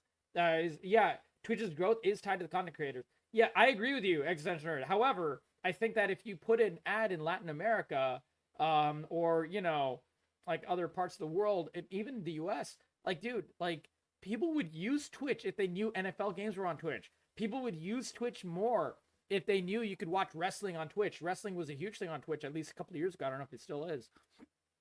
People would use Twitch more if like, I don't know, like ads on YouTube would somehow redirect to Twitch. There's certain things that I feel like marketing wise, there's so many missed opportunities. I have never, like I said, I mean, anytime I'm at my mom's, I watch TV. Granted, not in a couple of years, but like in the past, from 11 years ago to 4 years ago, on TV, and my mom watches TV all the time. My mom was a TV junkie. I've never seen an ad for Twitch. The closest I got was seeing Ninja stream, not stream, but like seeing Ninja at the ball drop in NYC in 2019, and he did the floss dance, and it was the most awkward shit ever. It's fucking hilarious. But that wasn't like Twitch's doing. That was Ninja's doing. Hot Tub Hot Takes? What is that? He would use Twitch more than you, CapCorg. He's not sponsored by Hot Tubs. I wish. Oh, God! I fucked it up! Oh, God! What minute were we at? That's why we're here. We need to push through it. I accidentally pressed the wrong button. Doing what we need. You refer to my promise for 70-30 split for all. Twitch today is incredibly special. Okay, and I think we're right here. Interestingly, is a mindset that is a little odd for Silicon Valley. Oftentimes we're back. Companies we're that back exactly there. Growth. Look at that. And I'm so I think good. We're different because ultimately, after screwing up, I'm so valuable. Good. Very excited about it, but we have something really special. There's right more now. Than just growth, and we need to cherish that. We need to do things that make is things the easier for our streamers, even if it doesn't mean it grows the platform. And we need to make sure we protect what you have today. And that's Ninja was on Family Feud. I had no idea. Lim 3 Slush. Is Twitch going to be branching? Almost every kid knows YouTube, and almost none of them have heard of Twitch. Doc, you are completely right, and that is why I started making YouTube content as well. It costs so much money, costs so much blood, sweat, and tears, and so much time to make all those YouTube videos. That is exactly why I make I make YouTube content. You know, you can upload videos to Twitch. Yeah, but it has no discoverability. So there's no point. That's the unfortunate part. There is some, actually, no, that's not true. Extension Nerd. Clips actually have discoverability now. Twitch clips over the past 5 months, I've actually met new friends and new members of the community because they watched a featured clip and they hopped in here. It's nuts. It is the first time, and that is because of Dan Clancy. Dan Clancy did that. I'm just tossing it out there. An example of something happening under Dan Clancy. Yeah, it's crazy. Brilliant idea too. Yeah, but you know what's sad? We've been asking for this idea since TikTok started. We're like, literally make clips like TikTok a little bit and have discoverability for it, and like lead you to the streamer after watching the clip and have like a little area for clips or whatever on your website. That's all you got to do. It took Twitch years to do that because Emmett Shear had his like head up his ass so far up, it was coming out of his head again. Coming out of his neck, sorry. Man, I was trying to do a silly joke and I fucked it up. The lovely Desi Jack, buddy, welcome back, my friend. Pleasure to have you in here. If you enjoy the vibes, drop a follow. Welcome to Corey Crew. You can enjoy and join the community and also join our giveaway, which is active right now. Absolutely. It's time commitment. How do you mean, Doc? I'll talk about that if you tell me. Check Discord. I'll check it afterwards. Amazon. I saw they're Don't also want to get doing too layoffs. Will too different. that affect partnership at all? No, we aren't going to be branching off of Amazon.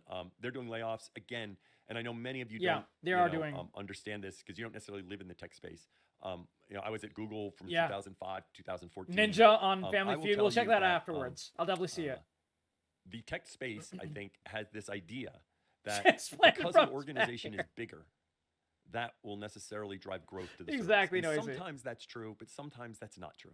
Bigger isn't always better. In fact, dude, do you think that this is beard? No, this is pubes coming out of. It's just grown. My pubes have grown so long. I pull them up through my shirt, guys. Come on. Do you think a beard this luxurious could be just a beard? Come on, guys. I'm kidding. Do not clip that. Do not clip that, chat. Leaner sometimes is better. And I think we need to run a lean operation. And again, this isn't unique to Twitch. I think Twitch and Amazon. I think Amazon is starting to realize how they can more efficiently and effectively run the company. Their business is very strong, much like Google's business is very strong. Google did a layoff today. Yeah, they have a really strong business. Much like Amazon, much like Facebook, much like Apple, much like many of these companies, Uber, but they're saying we need to run the company differently. It's not that they aren't good businesses. They're actually exceptionally good businesses. And the same is true for Twitch. I think we're a solid business. We're just deciding that we need to run it a little more frugally. They're a solid business when they don't have 500 people over the number of people they should have in the company. Oh, the company continues to innovate and assist as small streamers grow with discoverability. Mankini so we still have resources to do that. Of course, many of you don't understand the size of organizations. I don't talk about the size. We still have enough resources to continue to invest to help smaller streamers grow. As I mentioned, for me, one of the things I'm very bullish on is collaboration. I also am very bullish on the mobile discovery feed that is going to have both a clips version. Another thing that we're working on, I did not mention it earlier is helping you more easily create content from your live streams to share on other third-party platforms. It should just be simple and easy. We have the clips editor. We want to make that better so it's easy for you to... Dude, the clips editor, I'm not good at it, but there is a way to make clips vertical. And I can turn a clip essentially into a TikTok or a YouTube short. I'm not good at it. I don't really know how to do it. But the fact that it exists it's only been in existence for about 3 months. And it is gigantic, and I've not seen pretty much any streamer use it. Granted, maybe there's a lot of streamers that are as dumb as with tech as I am, and they just don't know how to do it. But there is a way to do it. Yeah, essentially, did you know there's a way you can make your clip vertical and just literally export it directly to YouTube or TikTok? Because I've done it once correctly, and I've never been able to make it work again because I'm really that bad. But man, dude, that thing is huge. I don't know why people don't use it. If I could turn my shorts, my clips into shorts, oh my God, I have like, dude, I have like 1,000 fucking clips, man. Like, I'm not even kidding. I have like 1,000 of them. Holy crap. It just makes it vertical? Oh, I got you. Well, there's a way in YouTube. Yeah. In the YouTube clips editor, there's a way to do it. I've only done it once correctly. Cooking one of my pals. Oh, yeah, Hamshank. We might do that. That'd be funny. That's good, Noisy. Take things, export, and have the short form content that might be in our clips feed, but also third parties. So we're still very focused on trying to help. No, it's not on YouTube. It's on Twitch. Miv AZP. It's on Happy Twitch. birthday, Mr. Clancy. Well, thank you, Miv AZP. It is my birthday. Shit. It was his birthday. Estegard. I can't stop thinking that the AV1 announcement, hopefully you and AMD. He's an Aquarius, I think. And the beta program will just benefit the top streamers. So my question, could you please tell us what would the benefits be for smaller and non-partner streamers that don't? AV1 will benefit anyone who can afford a 3,000 card, a 3,000 card, or higher. Unfortunately, I'm not one of those. However, that's still a lot of people. Most people that are gamers have like really souped up computers and they buy like really fucking good graphics card all the time, and so on and so forth. That's like most. Dude, I'm not most streamers, man. I can't afford that shit, but a lot of gamers can. Own the latest and greatest hardware. So Estegard, exactly. actually, the biggest impact is probably on smaller streamers. Now, some smaller streamers do have older hardware. The AV1 was just announced at CES like 2 days ago, or something like that. Existential Nerd. It's really new. It hasn't actually come out yet. Yeah. Okay. Okay, Darkshade. Dude, didn't you get like a 4090 to play Genshin on? I know you did. However, as gamers, there are lots of gamers with more recent hardware. I don't know exactly. It's more recent hardware. The chip. Look how smart he is. He's agreeing exactly what I said. Included in many computers. I don't Dan know Clancy is specifically so if that's true smart, for you. guys. I can tell you, I've heard the stats about the number of our streamers that do have. Oh, they made it very clear, Doll, that it will come out to AMDs as well.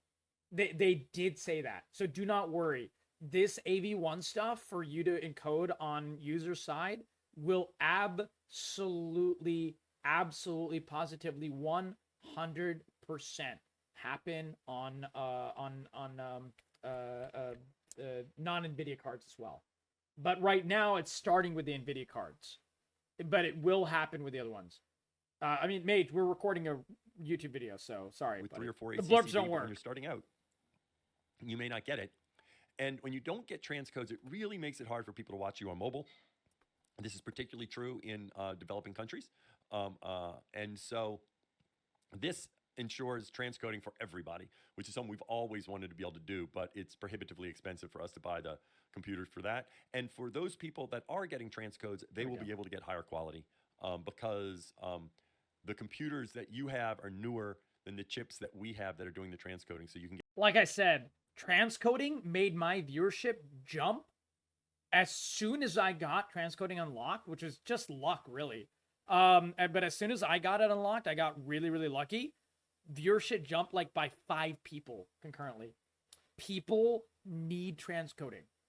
If like, dude, we met so many people from like Japan, and we've met so many people from like, you know, Eastern Europe and stuff. I would never meet those people. They would never stick around. I would never stick around in a stream where all I can see is nothing but buffering. It's impossible. There's literally no way. Transcoding is a necessity for pretty much every streamer. Unfortunately, we don't have it yet, but it's really good that he's thinking that way. It will be a very, very, very big thing. A better quality transcode, so your viewers will get a better experience. Existential with so what? I don't think this is just benefiting big streamers. Yeah, I mean, walk me through it, because I don't know how to do it. Aside from the new encoding support that's coming out, is there anything else that is new and upcoming that I you're did it able once to share? correctly. So Fart Ripple, we I mean, really wonderful name, Fart Ripple. You know, we shared a lot of stuff of what we're working on at TwitchCon. As I have said, a we've got 2080 few announcements coming Supermax up in the Q, next which few is the weeks. mobile version. Coming the laptop version. Patch notes next week. We're going to talk about some things, and then I'm going to do a letter at the end of the month or so where we talk about some of the stuff we're working on. So I'm not going to go through that right now. Bendy Bus Driver, what are your 2024 plans to increase Twitch revenues? Because that looks like to be the issue. This is a good question. With this, there's a combination of revenue and costs. And of course, growing revenue is always good. One of the reasons I like growing revenue, because as Twitch grows revenue, that means their streamers grow revenue. And you Bro, every single time he's taken a sip out of his soda, he's been chewing on ice, man. This poor, I love Dan Clancy. He has a problem, man. I don't want him to ruin his enamel, man. This is really brutal. No worries, Rach. Hopefully catch you soon. Thank you for hopping on in. All the love. I hope you enjoyed the interesting conversation. It was so good to have you here.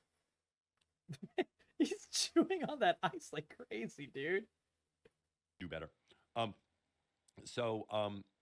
First of all, one way that revenue grows is just because our engagement grows, our user base grows. So one way you grow it is just by getting more viewers. That is the best way to do it, by the way, guys. As you know, we're going to continue to try to improve the ads experience. For many streamers, that has become an important part of their compensation. We relaunched Turbo. I think there's still a lot of opportunity there in terms of getting more people, those people that are... Wait, what do they mean relaunch Turbo?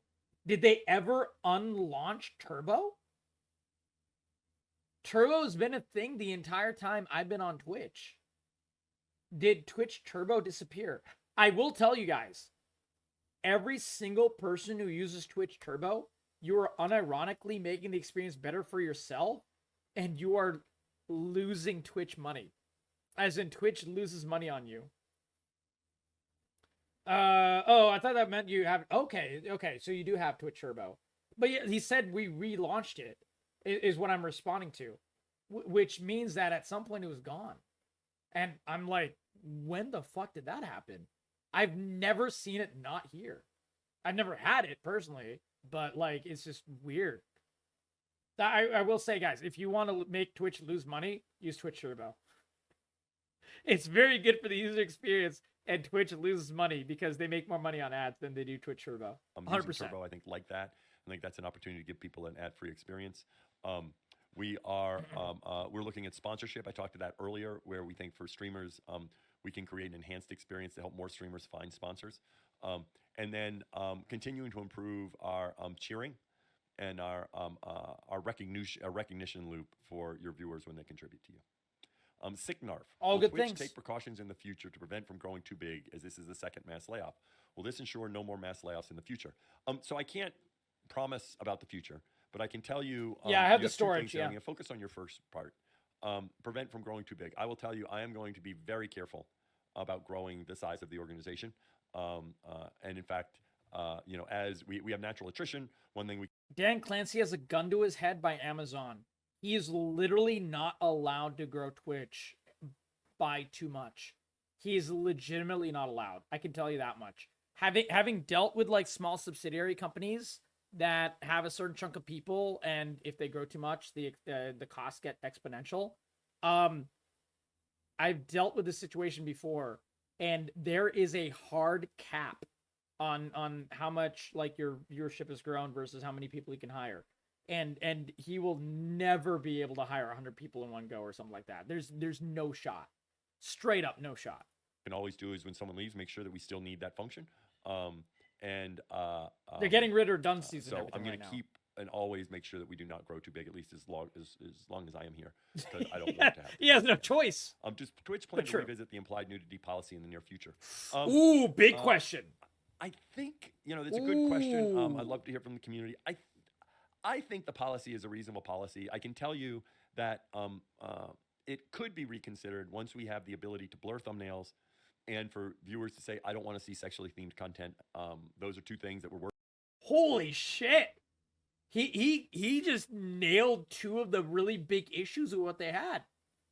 They couldn't blur thumbnails, and there couldn't be a blanket like, I don't want this nudity. And just like, it cuts out all the nudity streams. Those were two big issues that we didn't have, like, that were never solved with the rollout of the artistic nudity thing. This is crazy. Noisy, thank you for the sub, buddy. You're amazing. Thank you from the bottom of my heart. Enjoy those adorable angry corgis charging at you like little bulls. Thank you from the bottom of my heart, buddy. 3 months into countless more and a lot of gifted subs as well, my friend. Thank you, my friend. You are amazing. Just amazing people. You are very, very, way too kind, Noisy. Way too kind. I'm glad you're enjoying your time in here, enjoying the community, enjoying the fun. Absolutely. Absolutely. Doc asks, and I'll answer your question, it's related to this. Do you think limiting the ad-free Hold on, let me scroll. Where did it go? Sorry. Do you think limiting the ad-free viewing to a specific amount daily, but making Turbo slightly cheaper, would be a benefit to Twitch and viewers? It would not be. It would not be anything that limits ads. Will not be a benefit to Twitch. Will it be a benefit to viewers? Yes. Would it be a benefit to Twitch? No. They make more money on ads than they make on anything, and it's their lifeblood. However, keep in mind that Twitch ads, and I've talked about this before, are not tailor put like they are on YouTube. There's no context to Twitch ads. Amazon AdSense is infinitely worse in every single way than Google AdSense is. That's why YouTube videos will make you more money on ads than Twitch will. And also, that's why you will receive, if you go to YouTube and you watch an ad for a business related thing versus a gaming related thing, you will get different ads. Why is that? Because Google AdSense is far more malleable, and depending on what you publish your YouTube video under, you will get a different ad revenue split per cost per mille, CPM, than you will if you're on, say, blogging or, say, travel or kids or whatever. Every single different thing will make your CPM different, your cost per ad different on YouTube. It does not do that at all on Twitch. It is one blanket number, and as a result, that number is lower than any other number from any other thing. There you go. Recently got, oh, dude, Noisy. Congratulations on promotion, man. Love that for you, buddy. That is amazing. Hell yes. Cybersecurity, you're so badass, man. I love seeing your wins, dude. That is awesome. So proud of you, man. Thank you from the bottom of my heart. YouTube has a large variety of content. I would say the variety of content is pretty big on Twitch. You are right that it is larger on YouTube just by virtue of being a site with all kinds of random shit on it. However, I will say that it's not really the variety. It is actually just down to it being Google AdSense, Doc. And Google AdSense is just one of the most sophisticated algorithms in the entire world. Google spent billions and hundreds of billions of dollars creating Google AdSense. That is why, like, have you ever seen a person, and I've said this before, like, man, I was just talking about Star Wars, and then I got an ad from Google on YouTube about watching a Star Wars movie. It's like they're recording my conversations. They're not actually recording my conversations, but it certainly feels that way because Google AdSense is literally that fucking good. Like, they're insane. They, like, read your mind. It's psychotic. It's absolutely crazy. It's kind of creepy. But, like, that's how good Google AdSense is. However, Amazon AdSense, dude, I was lurking some streams today during work. I received the same ad of something that I'm not interested in at all whatsoever. I'm not gonna, knock it and say what the ad was, but like it was a completely ubiquitous, useless ad that I saw on the same fucking channel over and over and over again. I wasn't interested the first time, and so the 10th time I definitely wasn't interested in. It's just like, dude, did they run out of ads? No, Google AdSense just sucks that much. That's the problem. Sorry, Amazon AdSense just sucks that much. There you go. Oh, gravy. You gotta show that on the Discord. We'll definitely see that. Talking to my wife about some guy we found out was a convicted YouTube ad. If you've been looking at we'll find you, seek help now. Wait, did you really see that? Holy smokes, Noisy. Holy crap. But yeah, I'm glad that there's that out there, man. I want people to, like, be less weird and get help if they need it. But absolutely, frankly, I think they deserve on a list. That's totally fair. All right. We'll definitely check that out. UK started incentive for it to be considered a mental health issue. I did not know that. I got you, Noisy.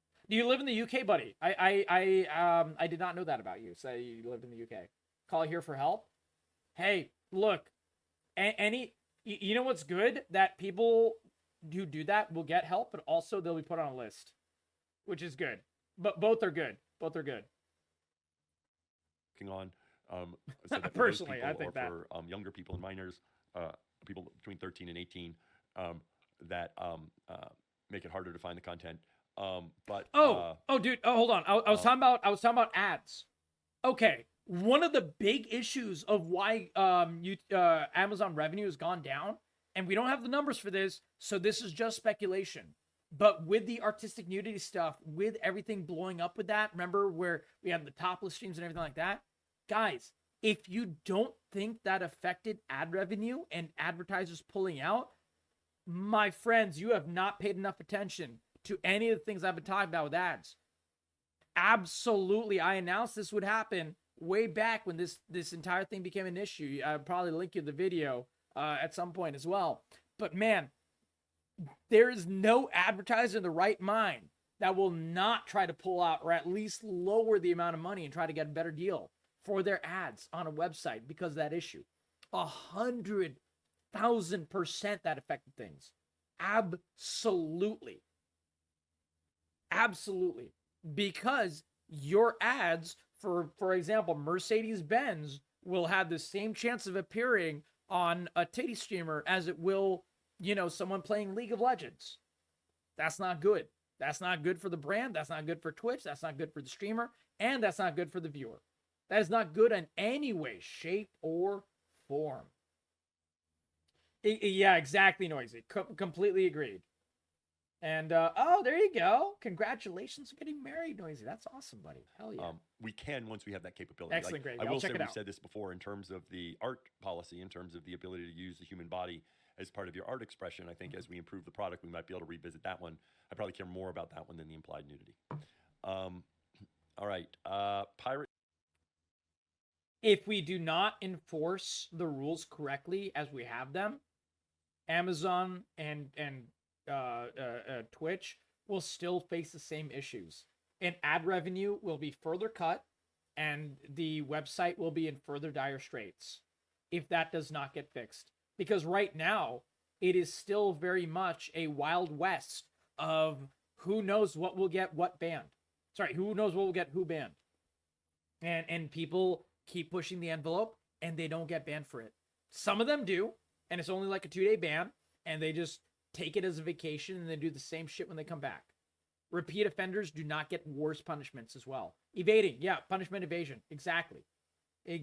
There you go. And it's a big thing that I talked about before. That is another issue. He has not talked about it here. I don't think he will. It's kind of a ubiquitous issue that'll, be on Twitch for a while.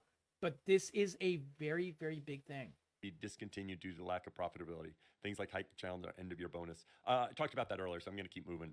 Thanks for the question, but I think I covered that. You did cover it, yeah. Try to be efficient since I'm not going to get through all the questions. He's covered an insane amount of stuff. 2 in the morning. Big props. But I will stay for a while. Let's see. Does Twitch plan to did that one? Thank you, nerd. You're amazing. Does Twitch have any plans to spreading live streaming for more people? Considering it's gone into a small halt in the total market growth, I believe Twitch has the potential to pull in even more newcomers than me. Absolutely, Saluv. I just brought this up about the ads. Part of the motivation of the simulcasting announcement was to try and encourage this idea to get more people to live stream. They don't have to just stream on Twitch. They can stream on other platforms. We feel very good about us being the best place for community-centric live streaming. And I want to highlight, I've said this many times, I think the live streaming isn't the same on all platforms. I actually think we're distinctly different. Ooh, I agree with this. Hard agree. Or YouTube. Hard agree, Dan Clancy. I use the phrase community-centric live streaming because our site is designed for you to pull up a chair and stay a while. We keep people on the channel page. That is what builds community. That is what makes Twitch unique. Very true. I believe that extends well beyond gaming, and it's absolutely a focus to try to get more people to see the magic of live streaming. Let's see. I don't think he did it on purpose, but he completely missed the question, which was advertising live streaming. He's saying, yes, us being able to simulcast and everything and inadvertently does that job. I think our point of I have never seen an advertisement for Twitch on any other website ever still holds water. And the fact that Twitch has done remarkably little marketing and has relied only on streamers to be word of mouth and just be their entertaining selves, and that pulls in people. Dude, it's, oh my God, it's such a missed opportunity. It is such a missed opportunity. I had one. Noisy. I'll link you it afterwards. I literally talked about such thing when that entire thing happened. It was a really really in-depth conversation, and you'll see a bunch of things that I'm talking about that I said I was like, oh yeah, I talked about this before. I talked about it there. I'll let you know. I'll after this entire section is done, I'll link that video for you because I did have a really really big deep dive discussion, and it was way back when I first started YouTube. But yeah. Oh, you mean QA Dan Clancy? True. That is true. Will there be Very future true. plans to support Twitch in overseas countries as some on-site areas have been downsized? I agree or with you. temporarily He should have talked about it retreated more. from He didn't. completely? Yeah, we're Big approaching misstep. how we globalize the country different. We're not pulling back from any markets. We, of course, had the Korea announcement. We realized we can still support those Creates markets distrust, with a yeah. different strategy. I think the way we were doing it wasn't the optimal, but we are not pulling back from any markets. We are still, we are looking to be really thinking global about. We are a global service. So, and from IOP. Oh, whoop, didn't mean to mute. But do you know why Twitch is a global service, guys? Can you guess for me right here, right now, in chat, what is the greatest growth market for Twitch in the entire world? And pro tip, it is not the US, it is not North America, it is not Europe. India is a good guess. It's not India. It is not India. India, Pakistan, South Asia I'm a big South Asian. I'm brown, as you can tell. Dude, my people don't give a shit about Twitch. Nope, none. Wrong. Good guesses, but incorrect. South America. Latin America is insane on Twitch. Dude, the biggest streamer is Latin America. The biggest records were crushed by Latin America streamers over the past 2 years. Huge growth. You can look at the numbers. All Latin America. All Brazil, Latin America, Ecuador, so on and so forth. All of those. Huge. The numbers are gigantic. I don't know if I can pull up the numbers right now. But the numbers, I looked it up. This was like about a year ago. Last look it up. I don't think it'll change. But as of a year ago, Latin America. Twitch growth by country. I don't know if this will bring it up. But just says percentage of Twitch users, but it doesn't say growth. Unfortunately, I'll try to find the information for you guys later. But Latin America is the biggest growth, for sure. Yeah, current growth rate. Yeah, 16.9 million users in Brazil. Yeah, that's the current number that I just refound again. But I'm trying to look at the growth number, and I can't find the growth number because, yeah, I'm just looking this up right now. And this is something I legitimately looked up a bit ago. But it's Latin America, guys. I can tell you that much. The amount of growth was from like 0% to like 6.6%, which doesn't sound like much, but that is an insane level of growth, man. It is crazy growth. It's huge. We say Twitch Espanol, it's Day of the Dead celebration. I actually missed that completely. I miss a lot of the big Twitch events personally. I'm just too busy because I work my day job as well. But yeah, I mean that's a great choice. Absolutely. Question, but I'd just like to thank you and your mods for being so transparent and talking to your customers. Again, Thank agree. you for that. Appreciate I've that never as seen well. a tech CEO do this Theo, ever. With the force reduction, should we expect product to be trimmed down as well? Are we going to see features get cut? I appreciate this so much. Over the last year, actually, we've gone through a process where some of the old features that people weren't using, we sunsetted. Exactly, I know a number of you are upset about some of the ones that were sunsetted. Why does your screen keep going green? I just saw somebody say, "Why does my screen?" I mean, mine keeps buffering, but whatever. Mary and Gabby, is my screen going green? I did not notice that. I'm just looking to see. Oh no, he's getting sidetracked. More clarity and exposure of CEOs to be held accountable. Oh, I agree. Noisy, Gabby, dude. Looking at I wish this happened more often. So if you're speaking to me, speak there. Hell, even like working and trying to fix a company, which is, a big part of what my company does for work. Like this is my day job. being able to like have an open discussion with the CEO, even privately, is like fucking pulling teeth, dude. It just doesn't happen. So the fact that he's talking like this here on Twitch is crazy. Okay, I don't see it going green, so I think we're okay. Right? Yeah, exactly. That'd be a lot of content right there. I'd cover that, let's Noisy. see. Okay, good. Are there going to be update to the Twitch team pages? It seems they've been forgotten. How are the layoffs affecting development priorities? Sorry, I had to pause it. Existential just said, essentially, this is the most streamer moment ever. Talking about something and getting completely sidetracked by a single comment saying that they can't like see stream. Holy shit. This is how you know Dan Clancy is the real one, man. This is how you know. Every streamer has had this moment. We're working on our plan for the year. The team page, that's a good example of something that we had an idea. I don't think the team pages fully delivered on the idea. And over time, it might be something that we revisit. I think what I often hot take, the team pages hasn't delivered on any idea because 90% of Twitch teams are absolute scams, and the only person who actually really gets anything out of the Twitch stream is the person who made the Twitch stream. That's why. Not all of them. There are some really good Twitch streams out there. They're very supportive. They talk to others. They help each other grow, blah, blah, blah. But the vast majority of them are absolute hardcore scams. 100%. Vast majority. That's why. And a perfect example That's why the of this stool was didn't Stream work. Together, where there was an idea with squad streams that didn't quite deliver on the promise. And we kind of That's a rethought fair how point, we're nerd. approaching it into a Fair more general point. solution. So I think there is a problem that the teams pages meets that It'd be still a really that they cool don't thing to quite watch, meet though. right now. But part of what we need to do is come up with an idea that we think can really meet that need. Not good, but cool. Any information data on how much the new transcoding will impact user systems? Yeah, we've done a lot of testing, and that's the whole point about the enhanced broadcasting. 2 it would years. not impact your system.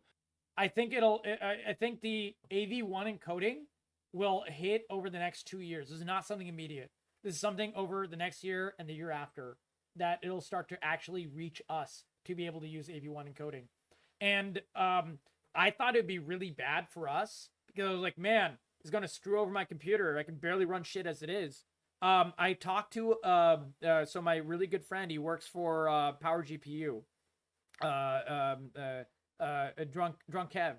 He's an amazing computer engineer, and he knows a lot about the actual details. And I made a comment about like, I don't think this is gonna be really bad for us, and he gave me a lot of clarity on it. He said that with the AV1 encoding, with a card that can handle it, 3000 era GPU or higher, it affects your computer like maybe like by a factor of 1%. And it makes your quality like 500 times better. It's crazy good, apparently. Like, it's really efficient. It's really good on your computer. It affects it, of course. It's something extra that you're running, but it's not much. It's negligible completely. So it's really, really good that it's negligible, which is good to know. I didn't realize that.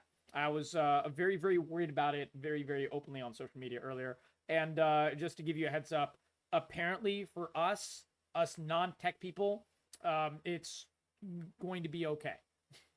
We'll be okay. Profitability, either he is an actual cuts to gamer. That's streamers or true. New options. Always looking to drive new features, but not through different cuts. Good on It's him. True. through Noisy. trying to grow the pie and find new ways to help you make money. Let's see. I will say, Noisy, to your point, the first time I saw Dan Clancy, I had no idea he was Dan Clancy. Like, there was some picture, some streamer took a picture of him. They just like randomly ran into him on like the random streets or whatever. They were like, "Yo, I met Dan Clancy," blah blah blah. And I was like, "Who the hell is this hippie looking dude?" And then like one of the comments was like, "Yeah, I would never guess it was the CEO of Twitch." I was like, "Wait, this is the CEO of Twitch?" It was like a month after he became CEO, so it was really early on. But yeah, I had no clue it was him. Like, you look at the CEO of Twitch, and I'm so used to Emmett Shear that I never would have expected him to be CEO. So I agree with you on that. Like, it came out of nowhere. No clue.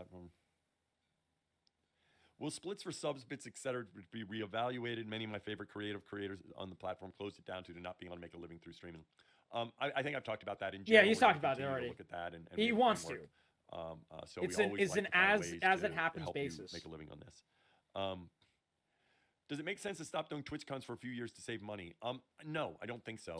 First of all, while right now People don't have no concept of how sponsorship works. Every TwitchCon has events and parts of it that are sponsored by other companies. Alienware. Oh god, I gotta stop this freeze frame. There we go. His tongue is just sticking out. It's very awkwardly. But yeah, every single part of a con, but specifically TwitchCon especially, is heavily sponsored by all these other tech companies, by all these other, areas and so on and so forth. And so TwitchCon by itself, as its own small part, is already profitable. They're not losing money running TwitchCon. They're actually gaining money running. They should probably run more TwitchCons if they want to be more profitable, frankly. But yeah, so this is like the least unprofitable thing. / it is actually profitable. we've got Exactly, Noisy. We've got 2 coming up, and we're going to announce that soon. Partly true. I'll tell you more, Doc. But Emmett Shear was an engineer. He wasn't a businessman. He wasn't a streamer. New products He had no clue. Yes, we'll talk about that. I'm going to publish a letter talking about some of the stuff we're working on. I will cover this letter this year. Remmels. As soon as this letter comes out, I will cover it. Advertising Don't money worry. due to bad press, due to the sexual content policy. No, that is not. No, that is not the case. I think we responded in a timely fashion, so there was no impact from that in terms of advertising. It's something we always think deeply about, but that's one reason why we launched content. That means as Twitch, they were forced to and had to and did contact all their advertisers about the change in policy as soon as it became an issue. And as a result, the advertisers, and we know this for a fact, advertisers didn't leave Twitch, but it was close, guys. It was really close. And I think it did probably affect ad shares. I don't know if it did. We don't have the numbers. But my guess is it did in some small way, and which, snowballs when you're talking about hundreds of millions of people. Hundreds of millions of dollars revenue. Absolutely affect ad shares and affect the bottom line.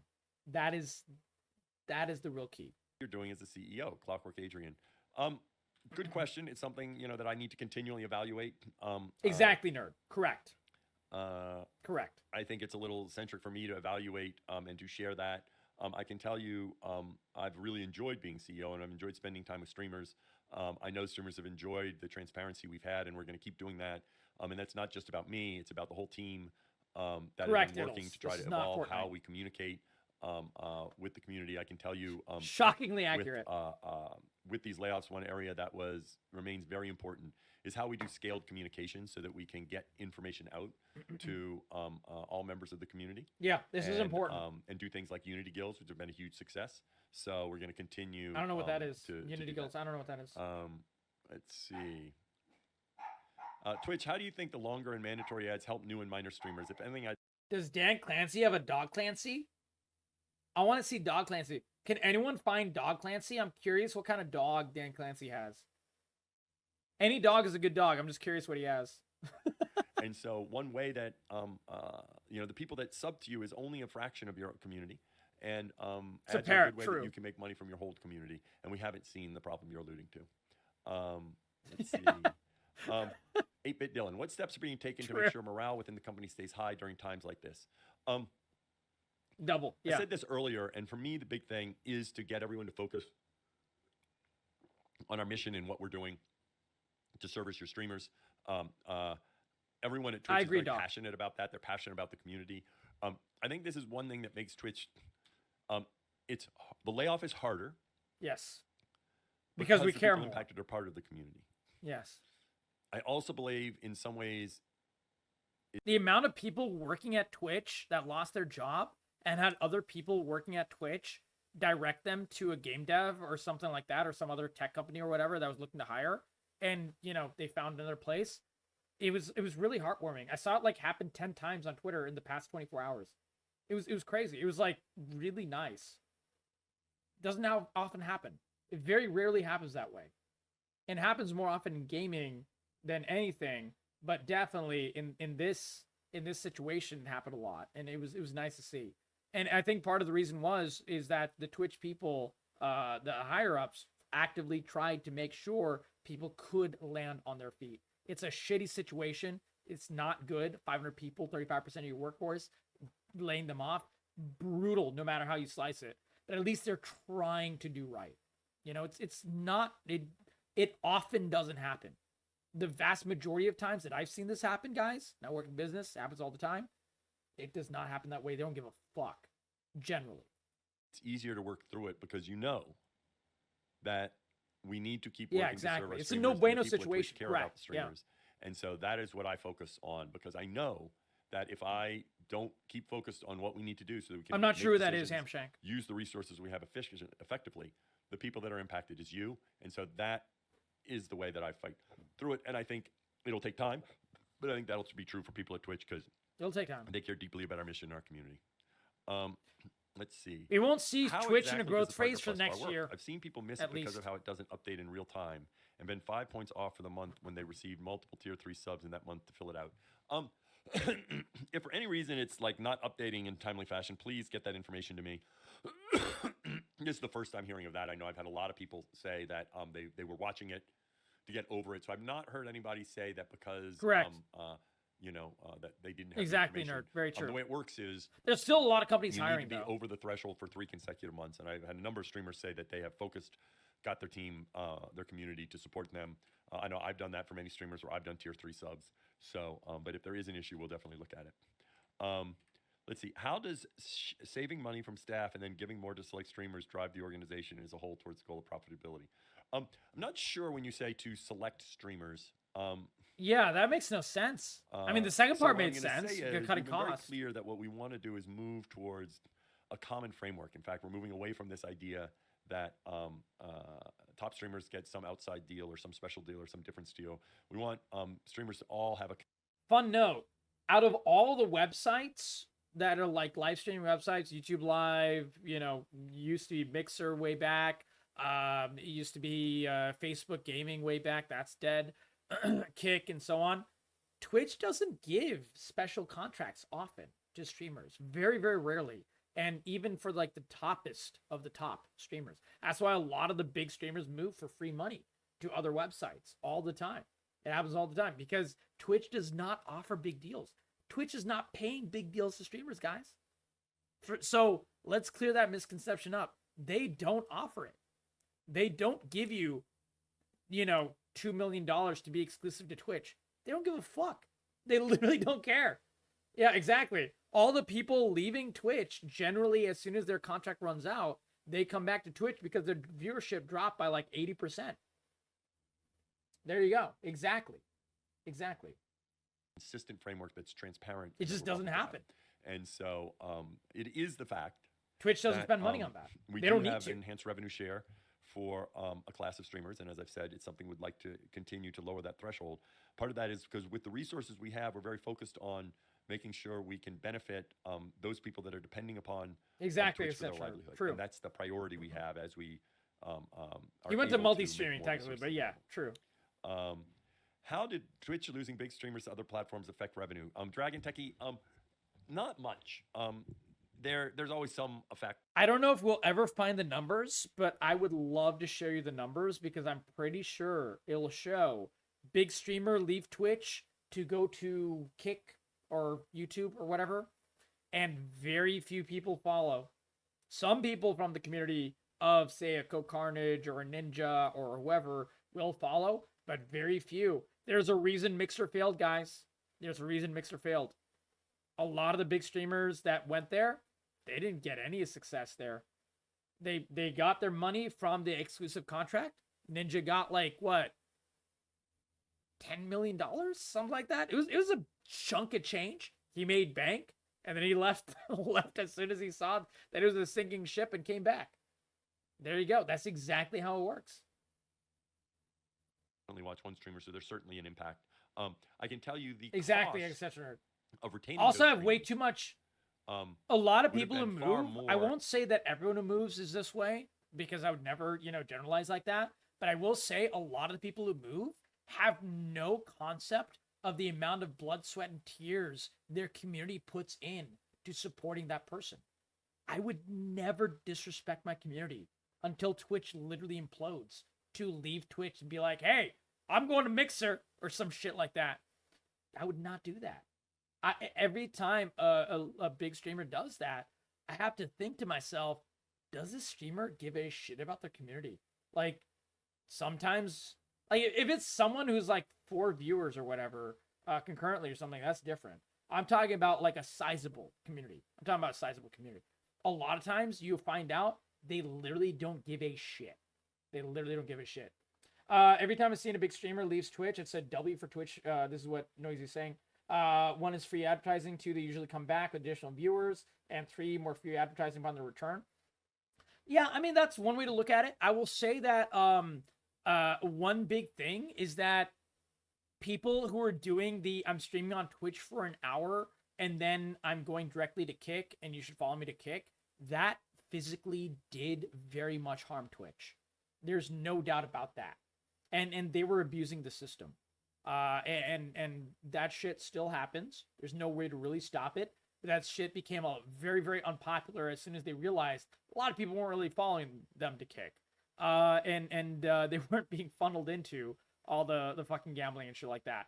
Now, Kick is hyper viable because of the fact that it's a casino, but it just that kind of way of doing it didn't really work out too much, so people don't bother with it much anymore.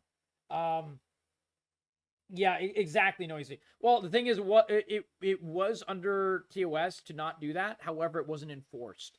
TOS is often very, very uneven on uneven on enforcement, and it's a big issue.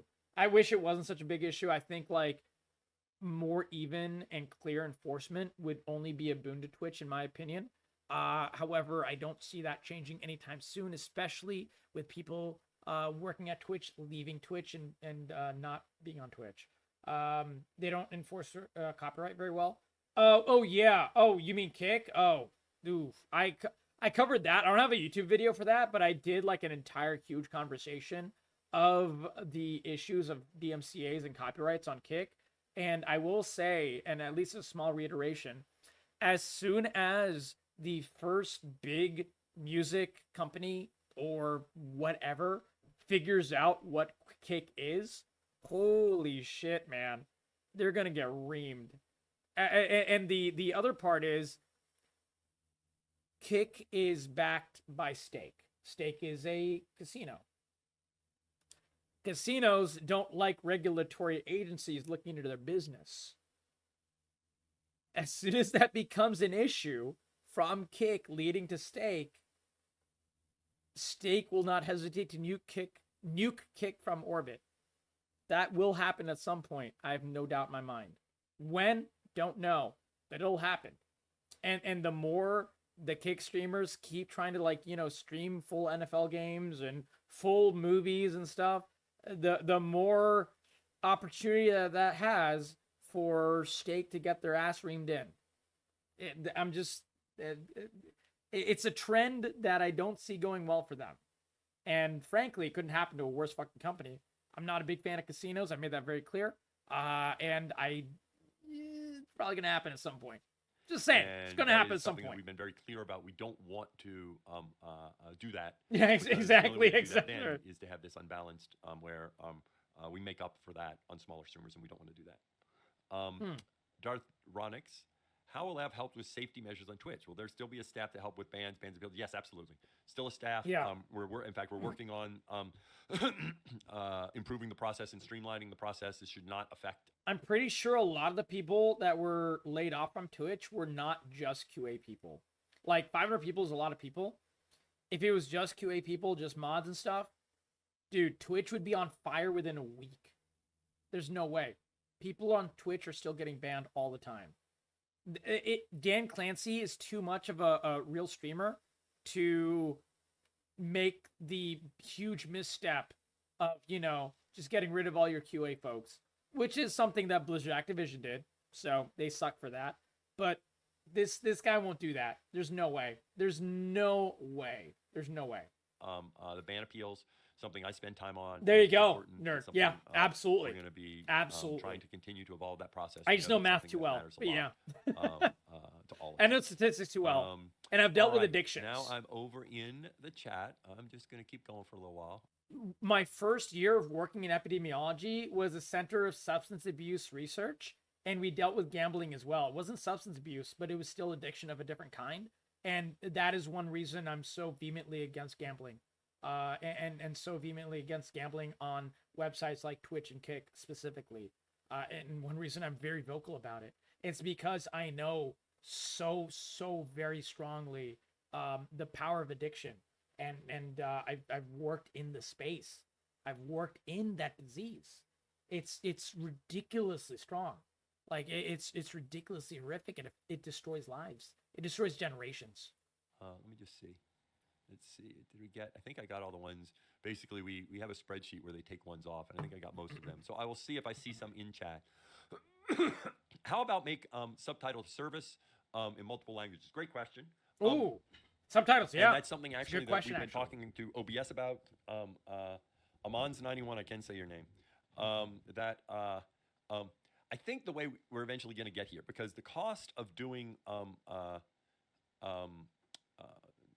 text to speech to text is actually rather prohibitive. Text to speech, but yeah. If we did that for all streams, we have a lot of streams on the platform.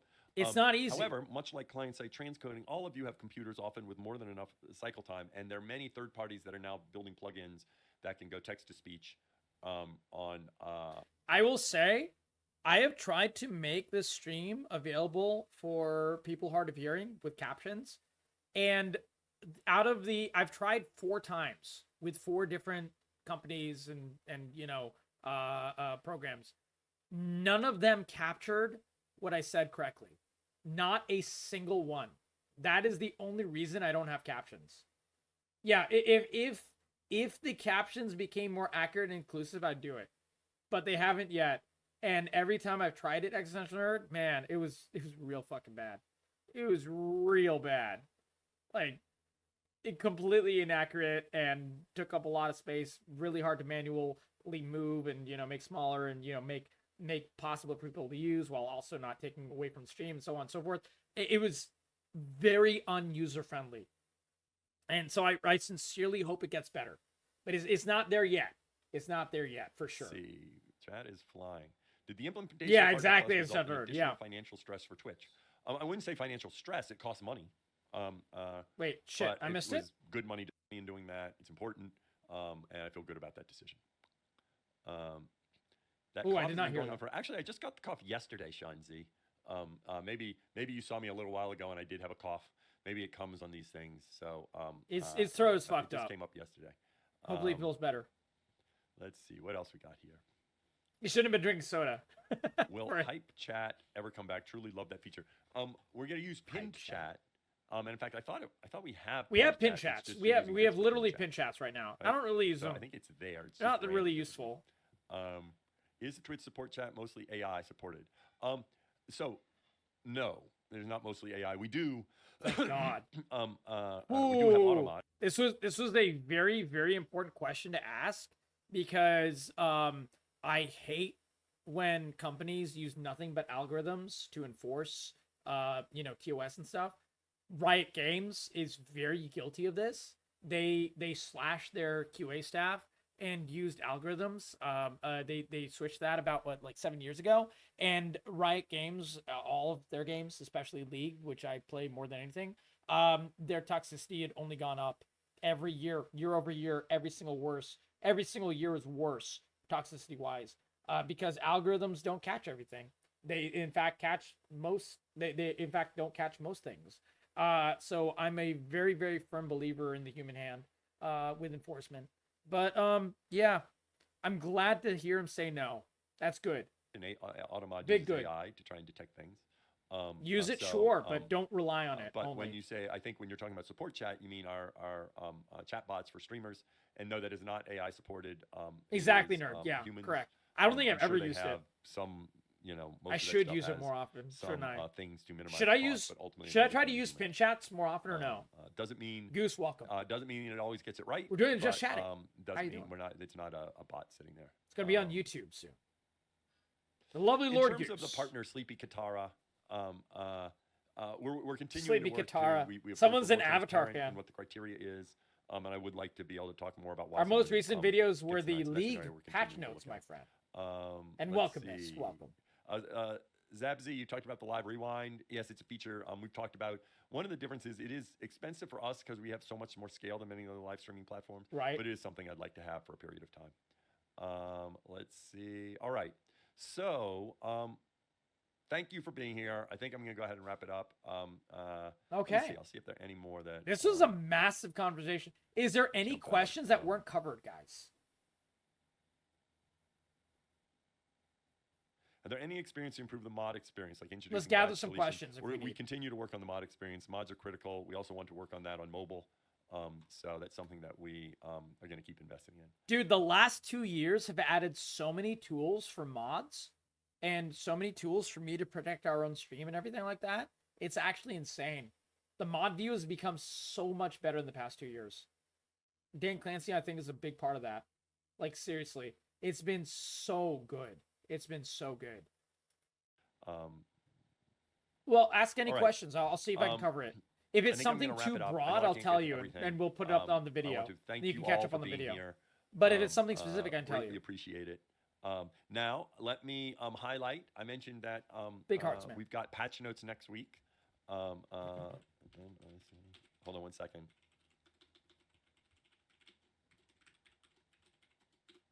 We're gonna have some announcements there. It's next Tuesday, the 17th. I think at 1 p.m. Do I have that right? Exactly, nerd. Same. 1 p.m. I understand. I'm looking.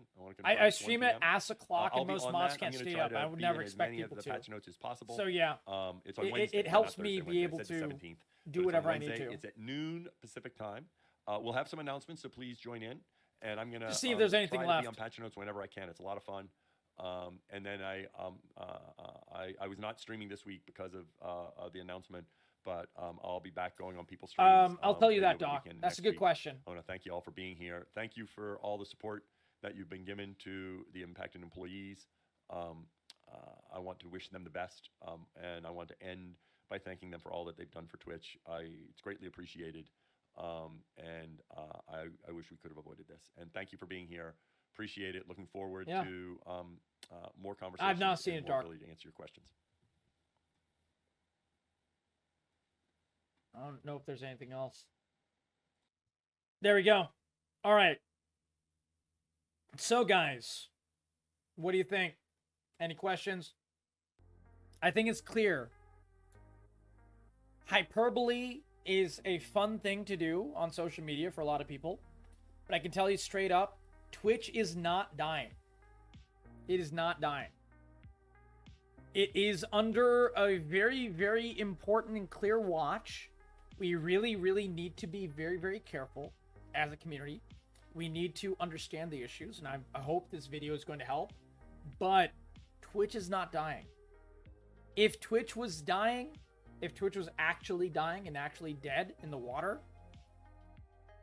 Amazon, again, would not hesitate to orbital strike nuke Twitch from orbit. Amazon has already gotten AWS from it. There's nothing else it needs. Amazon rescue it? No, Amazon would be the... Dude, Lord Goose. Incorrect. Twitch is the guy on his knees with the gun to his head. Amazon is holding the gun. I can tell you this for fact. The only reason Twitch let go of 500 people over and above an extra 400 over 2023 was because Dan Clancy and Twitch had a gun to their head. Straight up. There's no other reason. Their costs were too high. They had too many people. They had to lower that amount of people. It is not a fun thing. But yeah, Jeffrey McBezos. Jeffrey McBezos, the lovely human being that he is, had a gun to Twitch's head. To be fair, Twitch has not been viable. Twitch has not been profitable for any year, bar one or two in its entire existence. Straight up. There's no way. Doc asked a question. I wasn't here for the whole thing. I'd like to know if anything they're doing to make a site a safer place for minors. Dan Clancy tangentially touched that a little bit by talking about someone had a question about the artistic nudity situation and how that blew up on Twitch, and if they were going to revisit that, and if they ever do try to, you know, make it viable for artists to do again without blowing up the website, what would they do and how would they change about going about it? And to Dan Clancy's credit, he talked about two things. He said two things that they weren't able to do correctly. He didn't say do correctly, but, you know, essentially implied. They didn't do it correctly the first time. They want to do it better the second time. They want to be able to blur what's it called? The thumbnails, which they didn't do the first time at all. And the second thing that they want to do is have an opt-out, or actually an opt-in. So you will not see sexual content unless you opt in to doing so. Which is a, you know, any barrier is a barrier. Is it a barrier enough? I say personally no. However, the fact that they're willing to have a barrier at all is a good thing, because they didn't have one at all beforehand. So they should have a barrier of even having an opt-in. Any barrier is always a barrier. I'm a very, very firm believer in that. And so at least it was brought up. At least they talked about it a little bit. But yeah. Any other questions? Lord Goose, you weren't here for much of it, my friend. Any questions for you? And if it's a little bit of a recap, I do not mind doing it. What about integration of Twitch into Amazon Prime? Have they ever considered this? Yeah, Mage. They used to have that. It was Amazon Blacksmith. I talked about that in detail.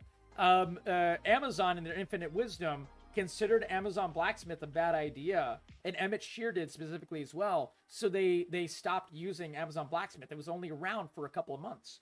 And I didn't really get a chance to use it because I was too small to really be able to viably use it. It was a huge, huge thing that could have made Amazon a lot of money via buying products, and Twitch streamers a lot of money without any cost, because we all use things like laptops and mics and headphones and mice and so on and so forth. And streaming it on Amazon Prime Video? Oh, like have a section on Amazon Prime Video of like Twitch streams? That is a fascinating idea, and I don't think they have ever considered that. They definitely didn't bring it up today. I think it would be a very, very interesting thing. I would say it would be a cool form of integration and collaboration between the different parts of Amazon. I do not think they've ever done that. I don't think I've never seen that. I use Amazon Prime all the time. I've watched a lot of Amazon Prime shows and stuff. I've never seen an ad for Twitch on Amazon Prime, even internally. Like, hey, you use Amazon Prime. You use Amazon Prime Video. Have you ever considered watching Twitch? Here's a fun gamer. I've never even seen that level, ever. And that's like the lowest level. Amazon Prime Video would need to be simplified? Probably, yeah. There's a few barriers. Yeah, it's definitely never been done. It would be an interesting thing that I don't think would be a misstep. I think it would be at least a good effort and a good attempt. You love Amazon Prime Video itself, but you hate using it. I agree. Good token bar. Yeah, exactly. Did you know? Any other questions? Tell me. I don't think it'd hurt much. I mean, they would have to create integration for it. They'd have to like do a lot of engineering and stuff. So it would be effort. I think personally it'd be worth it, because the people who use Amazon Prime Video is probably a factor of 10 versus the amount of people on Twitch. The amount of people on Twitch, again, like to remind people, we are a niche. We're a very small niche. People who use anything else on Amazon are using there's a much larger number of people who do that than use Twitch. We are a very, very small community. Very, very small comparatively to anything else. Real question is, would it be good for Amazon Prime Video? Personally, I think it wouldn't be bad. I mean, there are times where I'm watching like a random TV show and I'm like, I feel like watching a stream. But like, dude, I'm a gamer. So I'm in that small biased population of gamers who would be like, yeah, I'll watch Pestily play Escape from Tarkov rather than watch this random show that I'm watching for no fucking reason, except for the fact that I'm doom scrolling on Amazon Prime Video in the middle of like you know, being half tired but not exactly sleepy yet. But I'm in a niche, so I don't know. Yeah, it's a good question, Doc. I don't think it would hurt. Like, I think if it was a simple button press to go past it, it's fine. But who knows? And Miss, I'll deal with that after this for sure. Okay. Any other questions, my friends? Any other questions? But yeah. Amazon is not dying. Twitch is not dying. It is, however, under a strong watch and advisory. And the Amazon and Twitch community needs to really, really get themselves in gear and hold other people to an account. If the Amazon community, I keep saying Amazon, if the Twitch community does not hold themselves to account and take themselves seriously and take these issues seriously, we will be nuked from orbit. It is that simple. It is literally that simple. I'm sorry to say how it is, but that is how it is. If they Twitch streams on the Amazon store around the products that streamer says they use, they can get direct live service and advice. Yeah, that's exactly what Blacksmith was, DG Gnome. That is exactly what Blacksmith was. It was a little complicated to use. I used it for a single stream, and then it kind of broke on me. And that was one reason why people probably aren't using it. But I did use it for exactly that purpose, for like an entire 1 or 2 streams. And never came to fruition, but it was something. It was about to be deleted. I'm putting it on YouTube, Diddles. There you go. I'm putting it on YouTube. Any other questions, my friends? Last chance saloon for any questions. I think this was an awesome discussion. Big props to Dan Clancy. I've never, ever seen a CEO do this. I'm very impressed. I hope it comes to fruition. I sincerely hope the best for Twitch. I'm a big Twitch fan. I'm a big Twitch believer. I want this to work. I really, really do want this to work. I'll probably watch it next stream, Dark Shade. I'll probably watch it next stream. Exactly, Diddles. That's what I do. You know what I do. You know what I do. I also didn't understand the joke, Diddles. Like, yeah, Twitch VODs only last for 2 months. I don't get it. Anyways, I hope you guys liked the discussion, my friends. Thank you so much for hopping on in. This is going to be, or is, you might be watching this via YouTube. If you are, catch the live stream on CapCorgi on Twitch. I stream every single night. We do full variety. We love to play League and open worlds and RPGs and horror and strategy and survival and roguelikes and platformers and more. Everything from indies to AAAs. And also, I love to do just chatting streams where we have the audacity to talk about hard-hitting gaming news and business stuff like we are doing now. So there you go, guys. And there. Yeah, Mist, compliment for you, my friend. I want you to know, Mist, that you, my friend, are one of the beating hearts of this community. There is a reason Twitch is a beautiful and amazing community. And people like you are why. That is why Twitch is the website that I'm on. And I'm not on any others. There you go. There's your compliment, my friend. Ghost hugs? Absolutely. Yeah, Darkshade hates me. It's okay. A prediction. Oh, yeah. Let me end the prediction. Oh, God. Oh, God. When will CapCorgi remember this shit? Never. Choose outcome. Right games won. There you go. We lost that last league game. Oh, God. That was brutal. That was brutal.